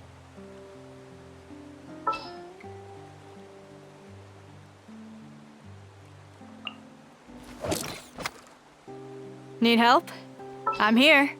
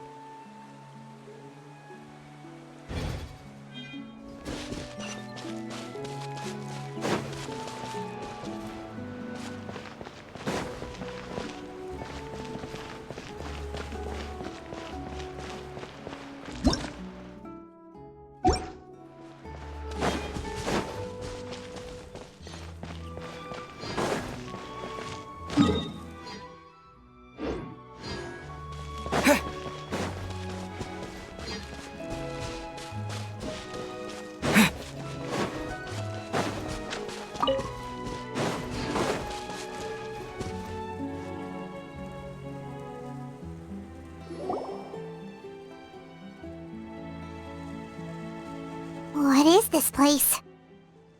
Somewhere long forgotten by everyone. It used to be a grand building. Now it's nothing more than a pile of rubble. No one comes here anymore, nor does anyone care about what once happened here. Although, this place does have something to do with the story I'm about to tell you. It was before I became a harbinger, and before Linny and the others joined the House of the Hearth. Due to certain events, I first killed Clairvy and then her mother. And this is where it all happened. You were the one that killed Clairvy? Patience now. Allow me to explain Clairvy's side of the story first. I'll start from the beginning. Clairvy was 6 years old when she was brought by her mother, Crucibina, to live in the House of the Hearth. From the outside, it seemed like a fairy tale. A thriving family made up of kind adults and friendly children. Crucibina was the knave at that time, and the House of the Hearth was under her control. She was Clairvy's mother by blood, but she was also the mother to all the children in the house. Clairvy was happy here, for a time. But she quickly realized that being part of this family wasn't a fairy tale at all. It was a kind of purgatory. Purgatory? Exactly. The House of the Hearth takes in war orphans from all over Teyvat. But as for how to raise them, that depends entirely on the person in charge. Crucibina came up with a novel idea. She would teach the children to fight, force them to duel each other, and then crown as the king of the house the child who proved themselves most worthy of inheriting her title. It's difficult to estimate the number of children who died or were maimed in the process. There's little I can say about the ones who died. The ones that emerged with permanent injuries, on the other hand, well, they still served a purpose. They would be handed over to the doctor to be experimented on, or sent away on dangerous missions. Nothing more than tools to be used and then discarded. So those were the experiments Clairvy was talking about. But what actually happened to her? You said that Clairvy was Crucibina's daughter, so if Clairvy tried to convince her to stop what she was doing, Crucibina probably would have listened, right? Despite being Clairvy's mother, Crucibina cared little for her daughter. She forced Clairvy to join the House of the Hearth only as a means to demonstrate her own impartiality as a mother, to prove that she treated all her children equally. Clairvy did try to convince her mother to change her ways, but it was to no avail. After her efforts failed, the only other option was to rise up and try to fight back. Unfortunately, the other children had already been thoroughly indoctrinated into the illusion of happiness Crucibina had created. Of course, there was one exception. Someone Clairvy's age who knew the truth about the House of the Hearth. Her name was Peruere. Wait, the friend that Clairvy mentioned? Friend, huh? I suppose we can call her that for now. Clairvy was a cheerful and passionate person with a tenacious spirit. Peruere, on the other hand, was rather cold-blooded. Her cold-blooded nature allowed her to see through Crucibina's facade. Yet, it was also this cold-bloodedness that prevented her from acting against it. At least at first. While Clairvy longed for freedom, Peruere was convinced that, amid all the fighting and violence, she would make it until the end. Despite their differences, the two became fast friends, united by their knowledge of the truth. Clairvy told Peruere that she hoped to create a real family, where no one would be killed or sacrificed. There may have been a certain naivete to her ideas, but Clairvy proved her determination many times over. She tried countless times to run away, ask for help, or expose the truth. But her efforts only earned her beating after beating. The only thing that kept her going was her strength of will. Even with her body racked with pain, she would still stand on her tiptoes and open the window at night. She and Perouer would look out at the moon together, a fierce longing for freedom shining in her eyes. But one day that light simply vanished. Oh no. What happened? Her hopelessness resulted from a culmination of things. 10 years had passed. 10 years worth of failure after failure. She and Perouer weren't children anymore, but finding any chance to escape still seemed as hopeless as ever. It was during this time that Perouer suggested a new plan. If escaping was out of the question, why not take down the very person sitting on top of this throne of lies? Mother herself. Clairvy rejected that proposal. She claimed that, as a famous harbinger, Crucibina possessed an unimaginable amount of power. Trying to kill her would have an incredibly low chance of success. Clairvy never gave another reason, but Perouer could see it written all over her face. Clairvy still thought of Crucibina as her mother. Killing her own flesh and blood was a line she couldn't bring herself to cross. If she couldn't escape and fight back, then only one option remained.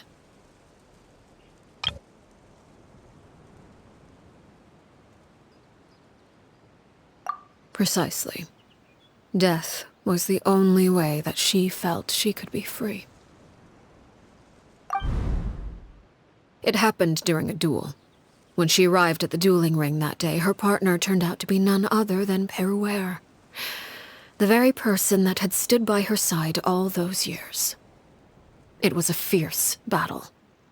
But ultimately, Clairvy decided to let Perouer end her life.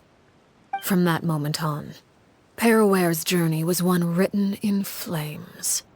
When the rain finally came and washed it all away, there she stood, the sole victor in Mother's endless game of slaughter. A trail of corpses strewn across her path to success. It was the very result she had predicted 10 years prior. Even then, she believed she would make it until the end. She wasn't surprised by the fact that she emerged as Mother's undisputed heir. Rather, her success left her with an inexplicable sense of restlessness. She was unsettled, and there was only one thing that could quell that sensation. Perhaps you two would like to take a guess as to what it was? Crucibina, you mean? But... Correct. This is the place where Perouer killed her best friend. A mere year later, this is also the place where she fought tooth and nail to kill the mother they shared. The moment she acted, any conception of what was right or wrong ceased to matter. It's one of the principles of the house. Only those who survive get to write the rules. Perouer won the battle, and became a harbinger herself. After which Her Majesty, the Tsaritsa, bestowed upon her a new name. Arlecchino. So the Perry Clairvy was talking about... It was you all along. You're Perouer. Arlecchino is just a name you got later. I left that name behind long ago. I must say, hearing it now does bring back memories. After I defeated Crucibina, the moniker of Mother died with her. I chose to forego the title she called herself, and even chose to give up my own name. I rebuilt the House of the Hearth under a new identity. Not only as Arlecchino, but as father. And that is where the story ends. Any more questions? Yeah. Based on what you just told us, Clairvy wasn't a little kid when she was killed. So the Clairvy we met... Was she really a spirit at all? I suppose you could call her an illusion born of flame. Her existence is like ashes to a fire. Something left over in the wake of blaze and ruin. You see, a certain power runs through my veins. It's not unlike a curse. My flames leave behind shadows of anything they consume. Of course, the chances of those shadows morphing into a sentient entity are exceedingly slim. Clairvy is a very special case. Clairvy died when she was 16 years old, but what emerged from the flames was her 6-year-old self. Her appearance wasn't the only thing affected. Most of her memories were lost to the blaze as well. Memory is a mysterious thing indeed. Losing a portion of your memories will alter your sense of self. Lose 10 years' worth, however, and it would be like living in the past. Like returning to a version of yourself that never grew up. No wonder Paimon got such a weird feeling when we were talking to her. Perhaps I should put it this way. Clairvy is someone trapped in time.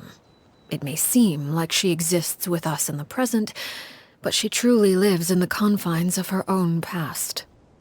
So if all of that is true, then you must have known about Clairvy for a long time. Indeed. She's a rather volatile and unstable entity. Sometimes she would look after the children. She's even saved some of their lives. But other times, she would hide from me and become obsessed with revealing the truth about the house to anyone who will listen. Shadows don't have the capacity to learn or grow. Any new information they encounter is quickly forgotten over time. Your attempts to expose Clairvy to sunlight, they failed, yes? The reason is actually quite simple. In Clairvy's mind, the house is impossible to escape, and it is this very perception that traps her there. But no matter. All I have to do is kill her again, and all will be resolved. I don't anticipate so much as a single speck of ash will be left behind this time. Wait! Paimon can understand why you might want her gone, but isn't there another way? So what if she's trapped in her 6-year-old self? She's still your friend! At least talk to her first! It's too late for that. She broke the rules, and now she must be punished.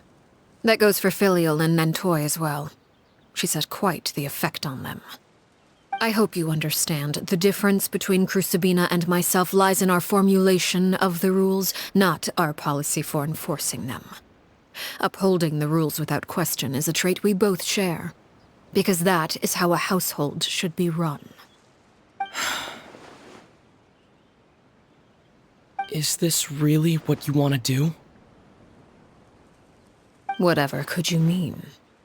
Don't you want to say a proper goodbye at least?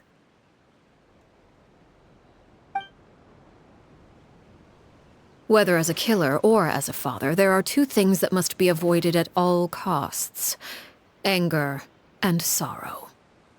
Anger makes you impulsive. Sorrow causes you to waver. Well, it appears it's about time to proceed.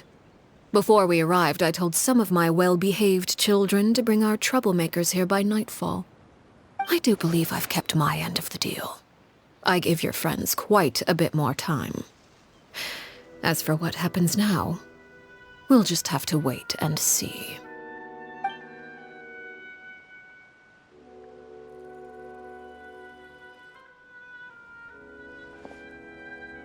Here they are, Father. You gonna execute him? Seeing something like that would actually be a first for me. Lenny! I'm sorry. I heard about how you helped buy us more time. But I still failed. I couldn't find a way to fulfill her wish. Huh? Are you... Perry? Indeed, it's been a while, Clairvy. Perry! Shh, stay right there. I'm sorry to postpone our reunion, but first I believe certain scores need settling.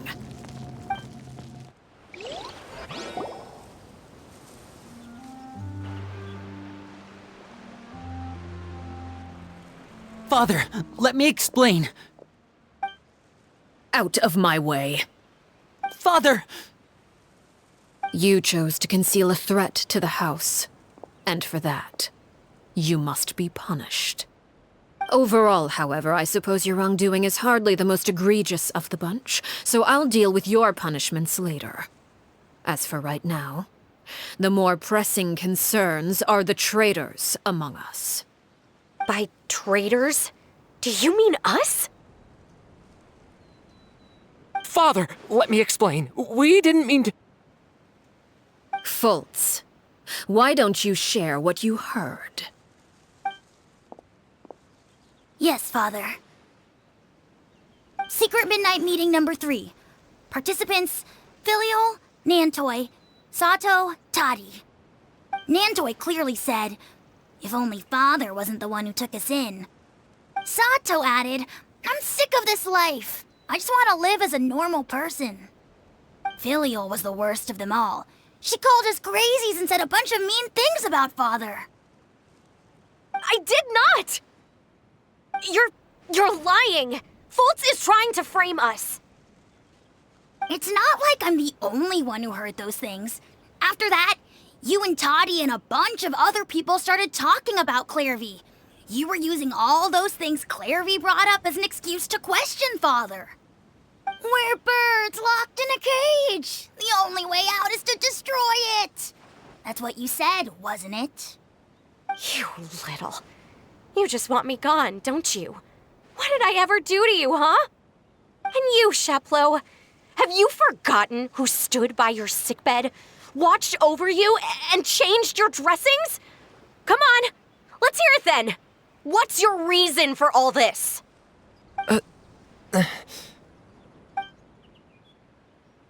You're wrong, Filial.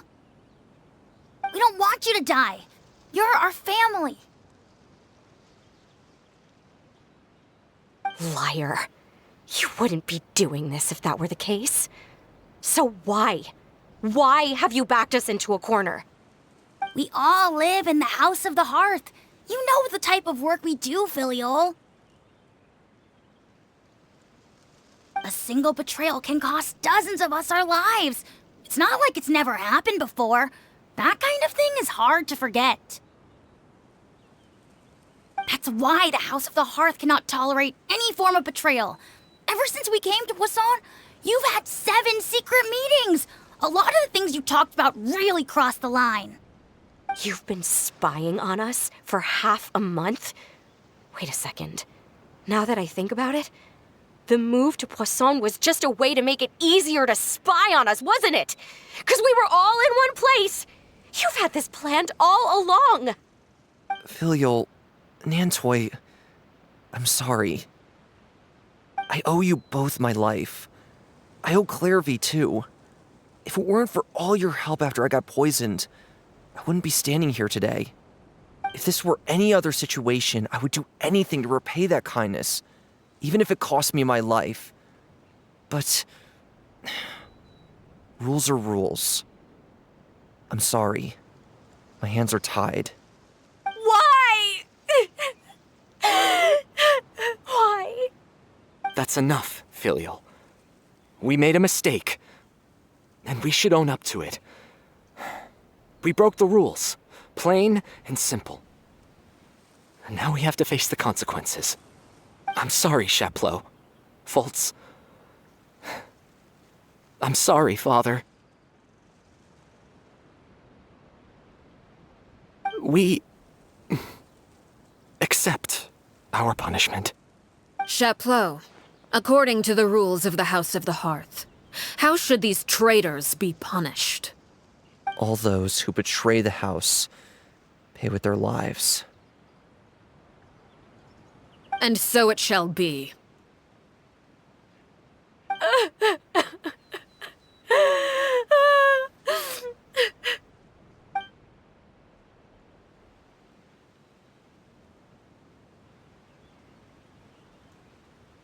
Father, please wait!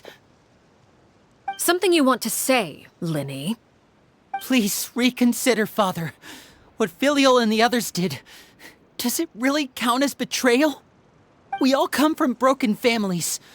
From the very first day we joined the House of the Hearth, we wanted nothing more than to make it a real home. But the truth is, none of us know what a real home should look like. I'm not saying I have all the answers. All I know is this. Killing Filial and the others may uphold the rules, but doing so will only bring us further away from being a real family than we've ever been. So please, Father, please, reconsider. I agree with Linny. Father, please. Linny, you...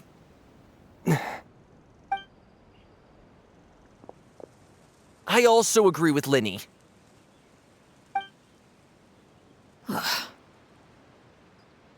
An order once given cannot be rescinded. However, given the extent of your determination, I suppose we shall have to go about this a different way. Draw your weapons and face me. Our weapons? Father, are you referring to a duel? Precisely. The rules of the house will not be altered. Traitors must be punished. However, resolving disputes with a duel is also one of our rules, one that also applies to me. Demonstrate a sufficient showing of strength, and I shall offer a concession. Wait. Beat Father in a duel? Impossible. Father is way too strong, even for Lenny.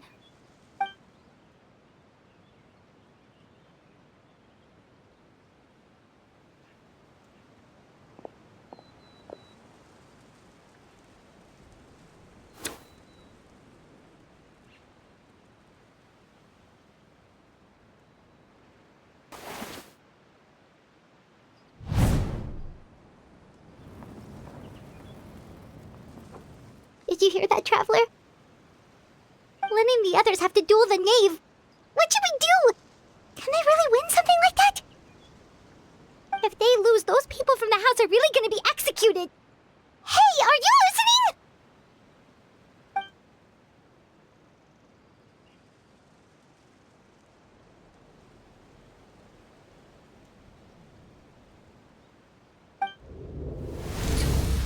Don't you want to say a proper goodbye at least? Anger makes you impulsive. Sorrow causes you to waver.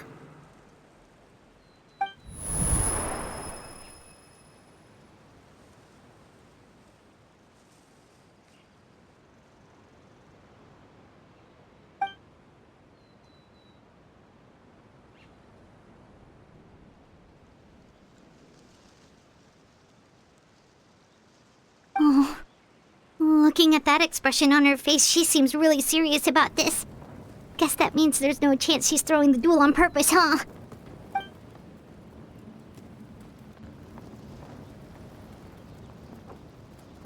When guests are around, families are often on their best behavior. And any disputes are less likely to escalate. When the time comes, make the choice that you deem most appropriate in the situation, and lend your help to the House of the Hearth. What's wrong, Traveler? Hey, where are you going? Traveler? You're asking to join the duel against the knave? I'll allow it. We do have a ready-made dueling ring at our disposal, after all. All I would advise is this. Keep a firm grasp on your weapon, and give it your all.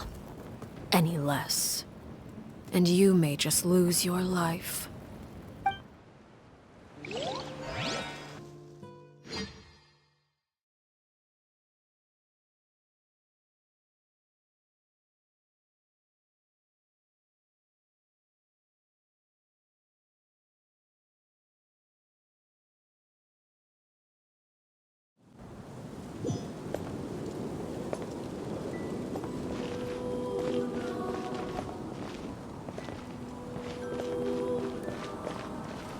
Spare your energy. Running is of little use.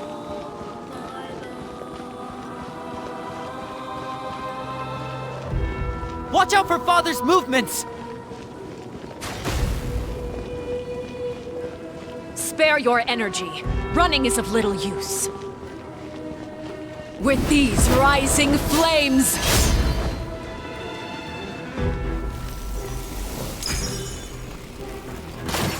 Hang in there! Spare your energy. Running is of little use.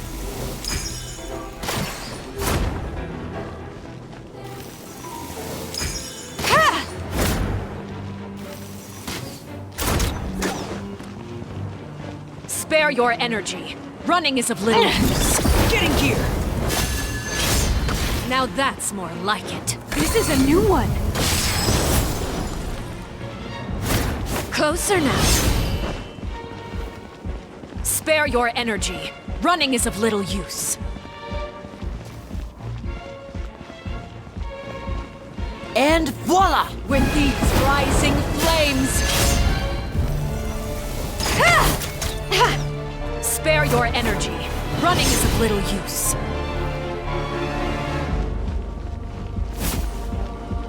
With the fall of darkness, destruction shall rise.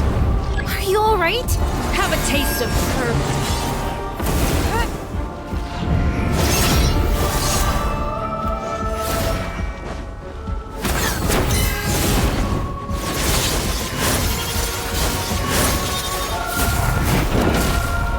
Spare your energy.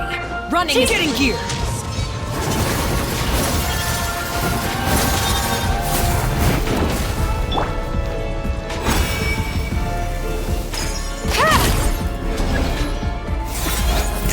The countdown has begun. Like a fly tangled in a web, and voila!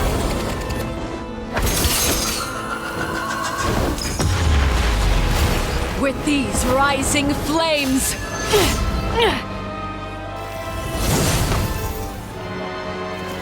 Spare your energy. Running is of little use. Over here! That weak spot.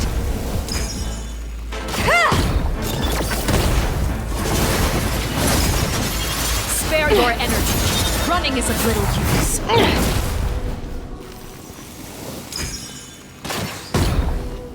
Get in gear! Not bad. You've proven to be a worthy opponent after all. Spare your energy. Running is over.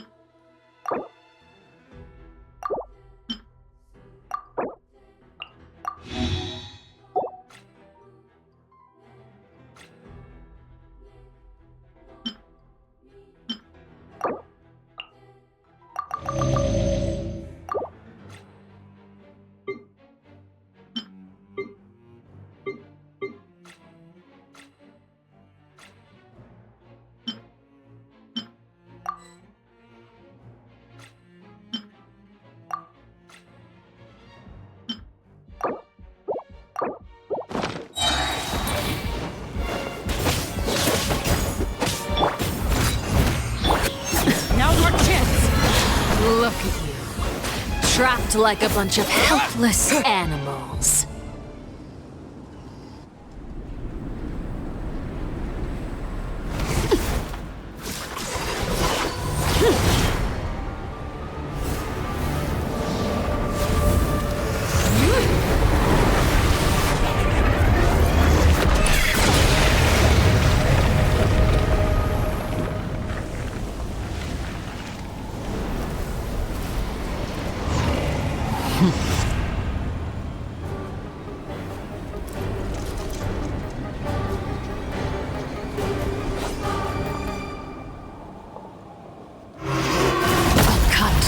Seared away.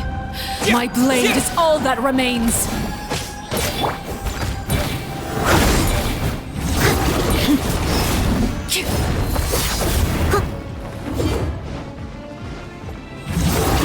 Watch out for Father's movements! Look out!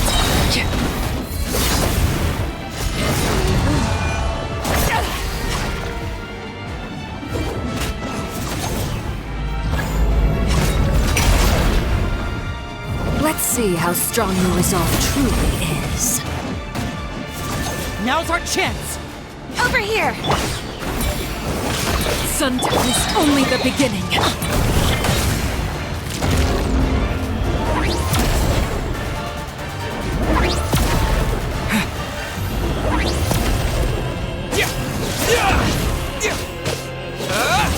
You're stuck!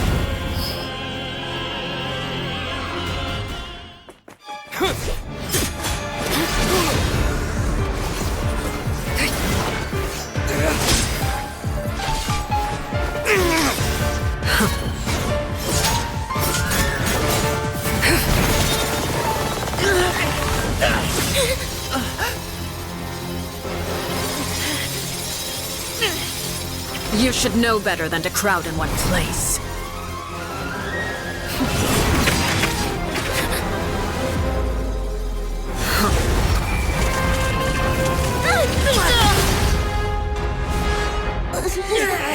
Oh, I know. No! I'm sorry, Father!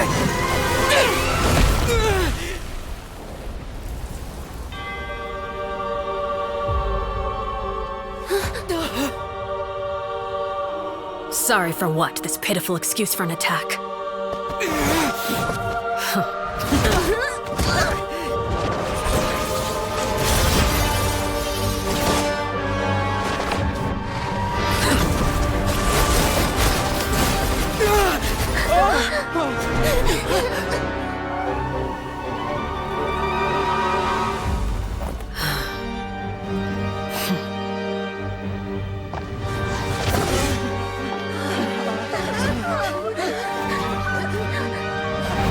Father, no!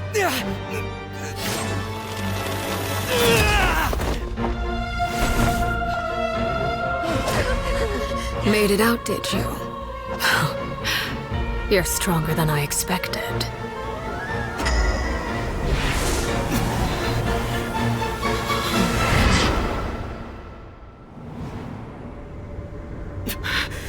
A crimson moon? I can't move.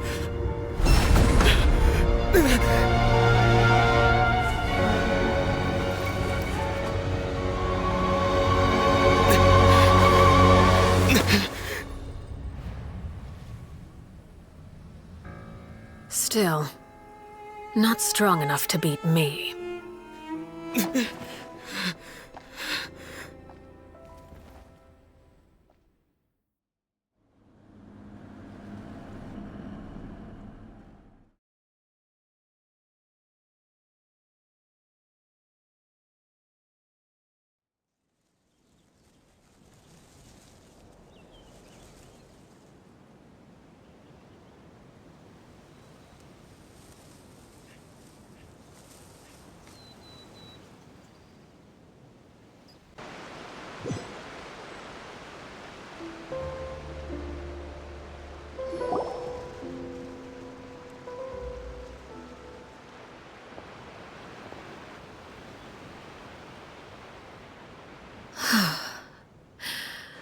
I believe we can end things here. It's not often that we get to enjoy the company of guests, after all. We wouldn't want things to get too out of hand. Brother, are you all right? Lenny. Given that I am the victor of this duel, as agreed, the punishment stands. No! I never thought things would end like this. However, everyone involved in the duel demonstrated a remarkable level of strength and determination. In light of this, I'm prepared to change the method of execution. Elwar, the bottled flames I gave you for safekeeping. Do you still have them? Yes? I wasn't sure what they were for, but I've kept them super safe. I didn't lose a single one. Wonderful. Then, in just a moment, I'll have you administer them. Bottled flames? Indeed. They're the product of a secret experiment. Under certain special circumstances, flames can be extracted from my person and preserved. Once ingested, searing pain will spread across every inch of your body. No harm will come to you physically, but your memories will be burned away. If you can withstand the pain, when you awake, you'll have forgotten everything you know about the House of the Hearth, and will be expelled from the organization. In other words, administering this concoction will kill the version of you that grew up in the house, and give you a new identity.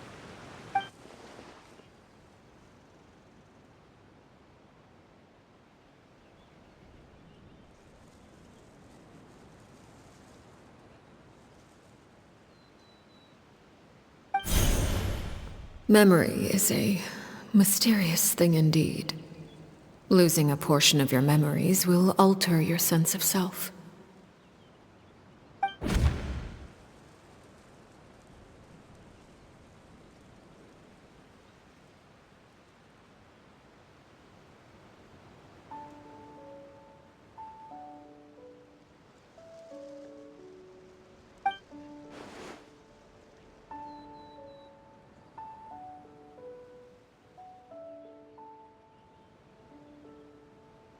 So, you're just letting us go, Father? You misunderstand. Memories are extremely important. Once consumed by flame, the version of you standing before me will die, and our secrets will die with you. So no, I don't intend to just let you go, because the person who survives will be nothing but a stranger. Even so, I won't have to live in fear anymore. I'm sorry, Father. I'm sorry I let you down. But I really... Don't cry, Filial. You haven't left the house yet, so there are still rules to be followed, yes? Remember what I taught you. Anger makes you impulsive, sorrow causes you to waver. Don't let yourself be controlled by your emotions. Of course. I'll remember. Dry your tears, and go pursue the life you really want. Yes, Father. Chaplot, Foltz, Elwar. Take them back to Poisson. And bring Linny and the others as well. I prepared 3 extra vials of bottled flames. As for whether to take them, the choice is yours. Goodbye, children. The next time we meet, I will no longer be your father. Thank you for all you've done for the house. I hope you have bright futures ahead of you.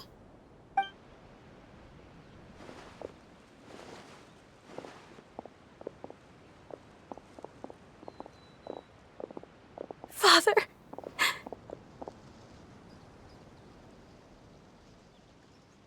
Let's go.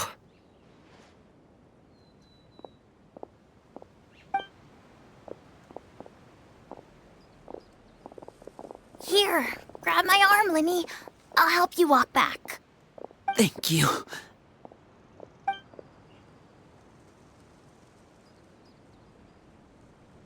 Clairvy.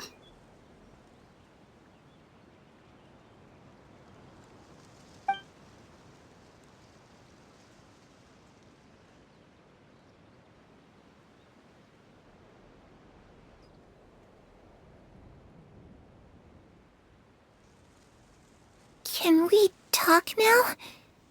I've been waiting for a super long time. You really are Perry, aren't you? I haven't seen you in so long. How come you're all grown up? Wait, did I somehow travel to the future on accident? Or am I dreaming? What a long dream. Neither. You died, Clairvy.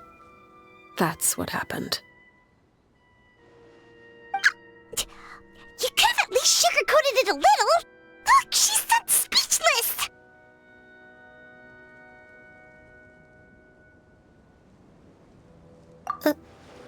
Oh. Okay then. Huh? That's it? You accepted it just like that? Yep.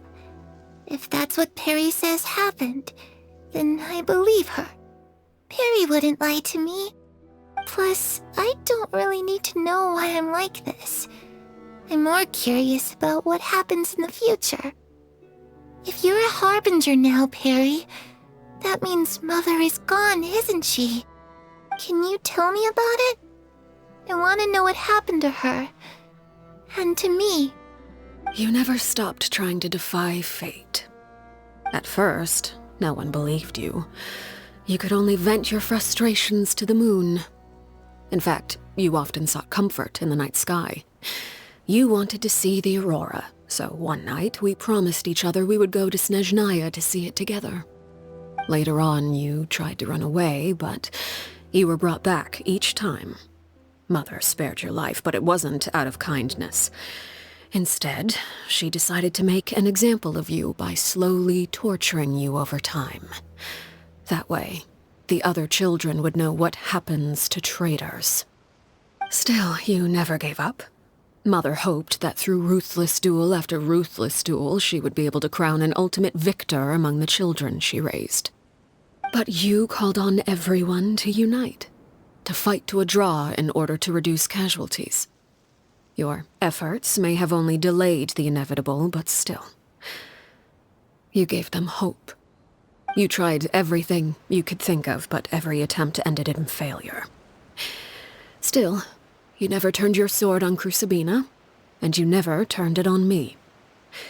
On that gloomy day, you told me, "For the last 16 years of my life, I've done everything I can to fight for freedom. But now, I realize that the only freedom I truly possess is the freedom to choose to die." I never imagined I would say something like that. I must have been feeling really worn down. But somehow, I still think I understand. According to Mother's plan, only one of us was going to make it until the end. And I always hoped that person would be you. If I could do it all over again, I still don't think I would make a different choice. Even when I first met you, I knew you'd be able to do what I couldn't. Is that so? Even now, I'm not sure I truly understand what kind of freedom you were trying to pursue. But as the head of the House of the Hearth, and as the children's father, I've tried to give them the most basic of freedoms. The freedom to choose their own fate. It's something I discussed with the Iudex of Fontaine. The children who want to leave the house will have their memories wiped clean of all secrets pertaining to the organization. In return, they will be allowed to live a normal life in Fontaine without being prosecuted for their past. Of course, I won't simply hand freedom to them on a silver platter. They have to fight for it and prove themselves worthy of it. Only freedom that is earned has true value. That's more than enough. That's exactly the kind of life I was fighting for. You know, Perry, I think you're a pretty amazing king, and a really great father, too. I'm really happy that you're the one who took over the house. I guess I do have one regret, though. I still haven't seen the outside world. Well, it just so happens that our dear guests over here have been to many nations and traveled to countless places.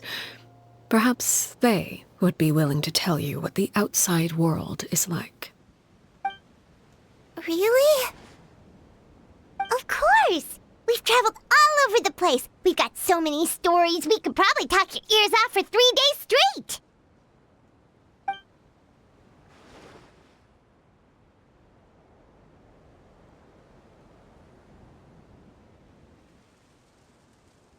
You know, I used to dream of being a bard. Playing the lute while singing into the winds of freedom. Even if there was no one there to listen, I would have continued to sing no matter what.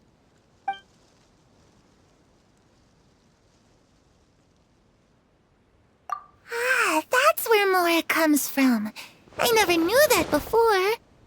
If I had some Mora, I would buy 3 new dresses. One for me, one for Perry, and one for Mother.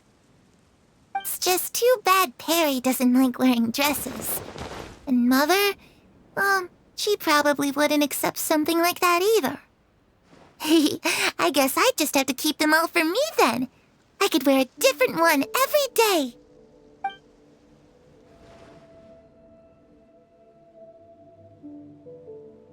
Those yokai you mentioned, what do they look like? I once saw a drawing of this one guy with horns on his head and a super scary face. Are there any yokai like that? Oh, sounds like you're talking about an Oni. Yep, we've met one, and let Paimon tell you, they're not nearly as scary as they look.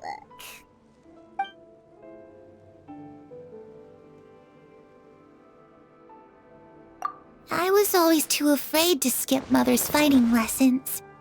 But at the academia, I bet you could do all sorts of secret things in class. Things that have nothing to do with studying. I'm just kidding. Being able to study whatever you want without having to fear for your life actually sounds pretty great.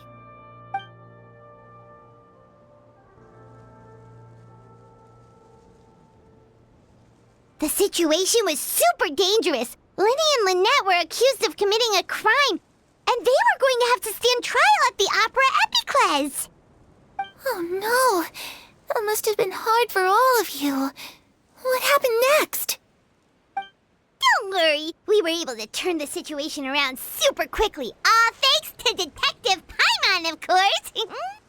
How'd you do that? Come on, tell me. Okay, so it was like this. After the failed magic show, we rushed to the scene and...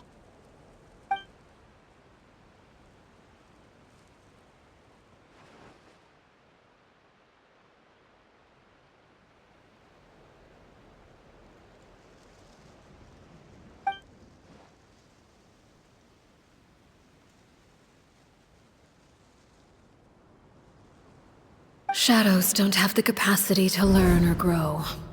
Any new information they encounter is quickly forgotten over time.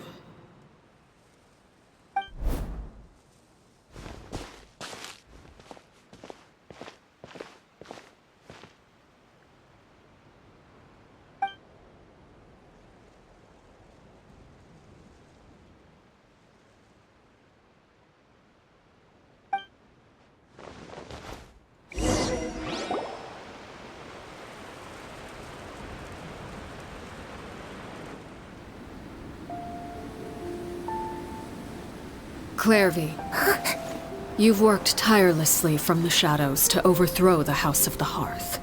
Now, by my authority as the Knave, I shall announce how this matter ends. You are hereby expelled from the House of the Hearth. You are no longer tied to this place, nor are you bound by its rules. You're saying that I can finally leave? I get to experience the outside world as well? Oh, I almost forgot. There's no getting older for me. Still, seeing who you grew up to be makes me really happy, Parallare. Take care of yourself. Goodbye. May we meet again someday.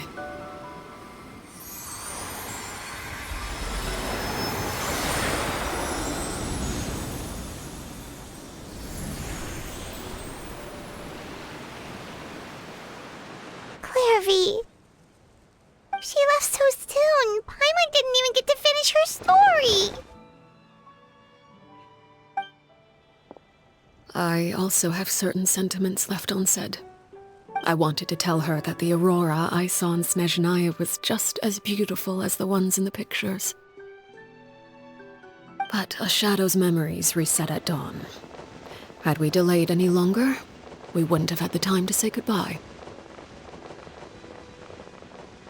Whatever regrets may linger, let them be lost to the coming of a new day. Father? It's Linny! Hey, Linny!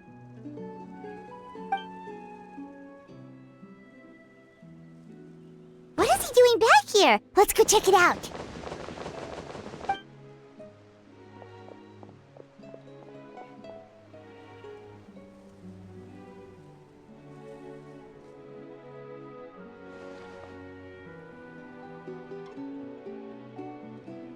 Father, the bottled flames have been administered.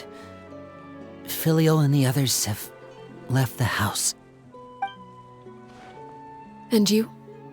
What have you decided?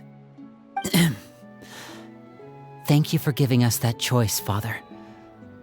But we never wanted to leave the house. It's the only home we've ever known. Lynette and Fremine feel the same way. They're recuperating back at the Hotel Bouffe d'été. But I decided to come back and tell you where we stood. I'm sure you're well aware of the expectations I have for you. I want you to follow in my footsteps and become the next king of the house. Yet you seem to have different ideas. I must admit, I'm rather surprised by your decision to stay. There's nothing wrong with choosing to live a quiet life. Leading this organization is a heavy responsibility, one not so easily carried by someone forced onto the throne. I just never understood what you saw in me. What made you believe I was deserving of that throne? You're brave, talented, and, most importantly, you cherish your family. You would do anything to protect them, even if it costs you your life.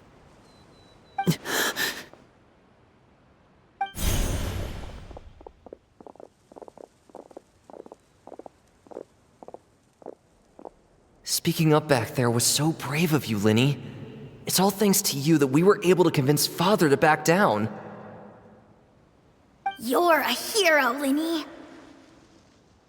Hero? Father is the real hero. Had Father gone all out during the duel, there's no way I would have walked away with my life. She must have had it all planned from the beginning, from the very moment she suggested a duel. I'm not deserving of that title. I'm not strong enough or smart enough. You're wrong. In my opinion, all you need to be deserving of the throne is conviction and the necessary strength to act on it. We may have different ideas of what it means to be a family, but you can hardly be said to lack conviction. What you truly lack is strength. For someone of your talent, though, that's something that will come with time. Even without that strength, you still chose to face me in a duel, even though the odds were stacked against you. That capacity to honor your convictions is what I truly see in you. Father. No one knows what the future holds, what tragedy or triumph may be in store. Being at the head of this organization requires the strength of will to face whatever comes. Caution will only hold you back. If reaching a certain standard were required to go after what you want, I would never have succeeded in killing my predecessor. Back then, there was still a considerable gap between our abilities. Strength may decide the ultimate victor, but those who let a lack of strength dictate their decisions or undermine their convictions will never be worthy of the throne. I understand, Father. Thank you. Children must grow up to surpass their parents. Only then can a family continue to flourish. The road ahead is not an easy one, so I'll ask you one last time.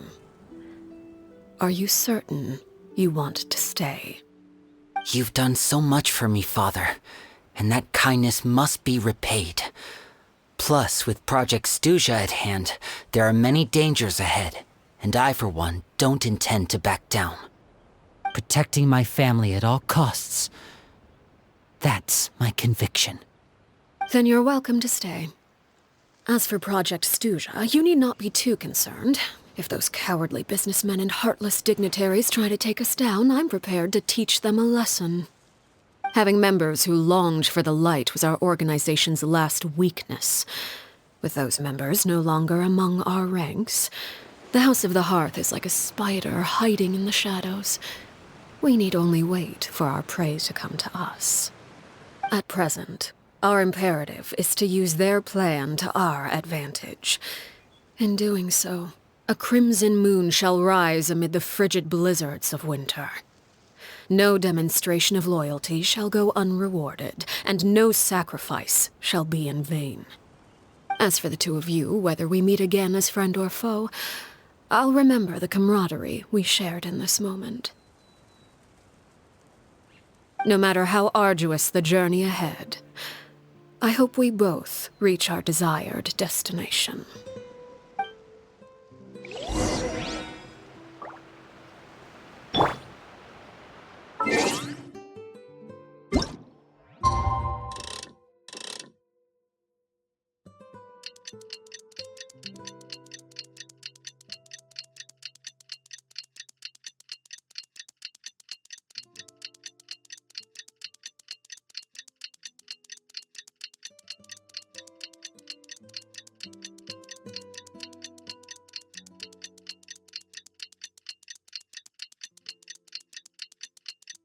Didn't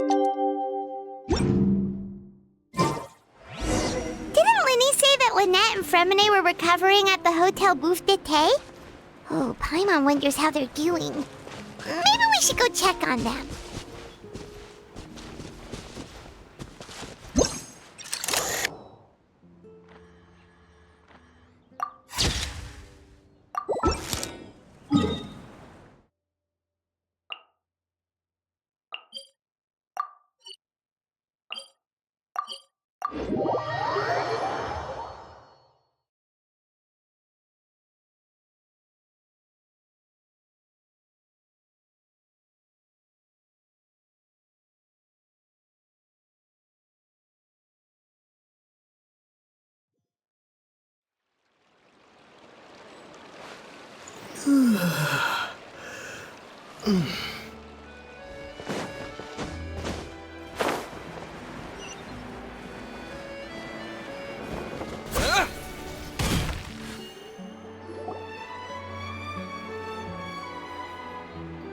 Lynette, Fremine, how are you feeling? Much better. Whew, what a relief! What about you? Are you feeling all right?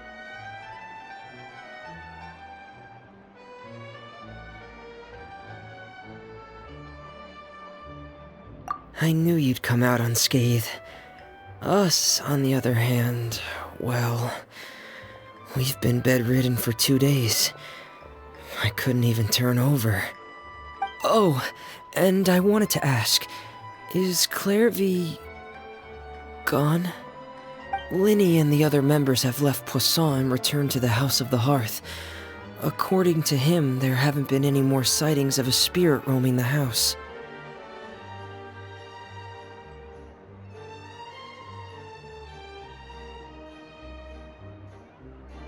I see. I'm glad. Father came to check up on us 2 days ago and told us about what happened with Crusabina and Clairvy. Actually, I've met Crusabina before.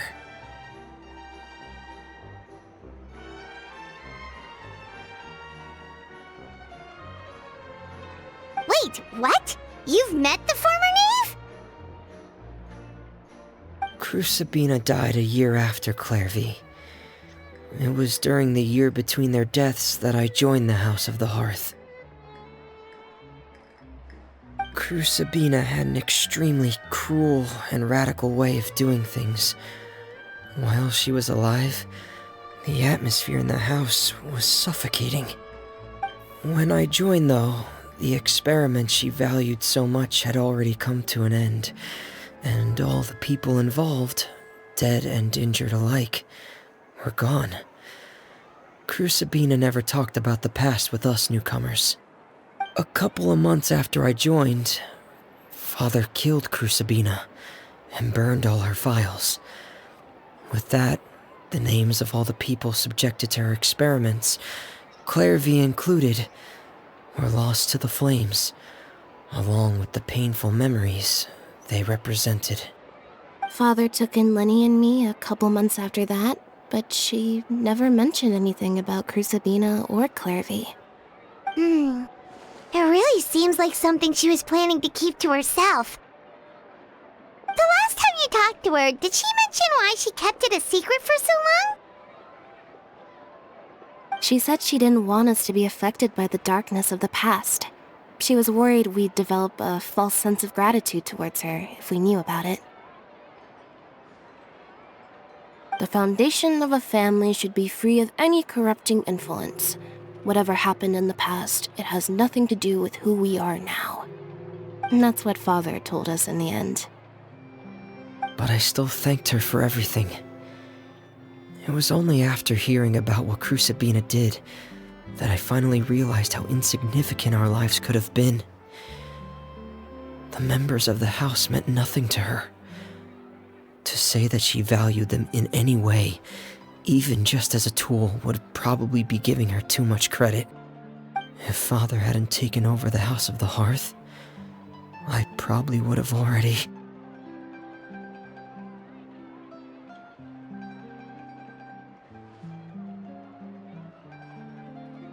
Father rarely brings up the fact that she saved us. She doesn't believe that being indebted to her should be what ties us together.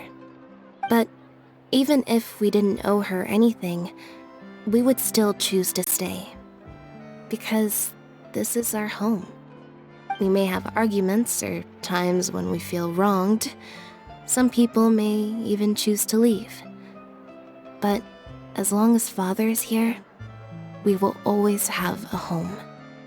Whether the path before us is bathed in sunlight or shrouded in shadow, we'll follow Father wherever she chooses to go. So I wanted to say thank you for helping us make it through this crisis. Without your help, we could have lost a lot more along the way. Oh, we didn't do anything, really.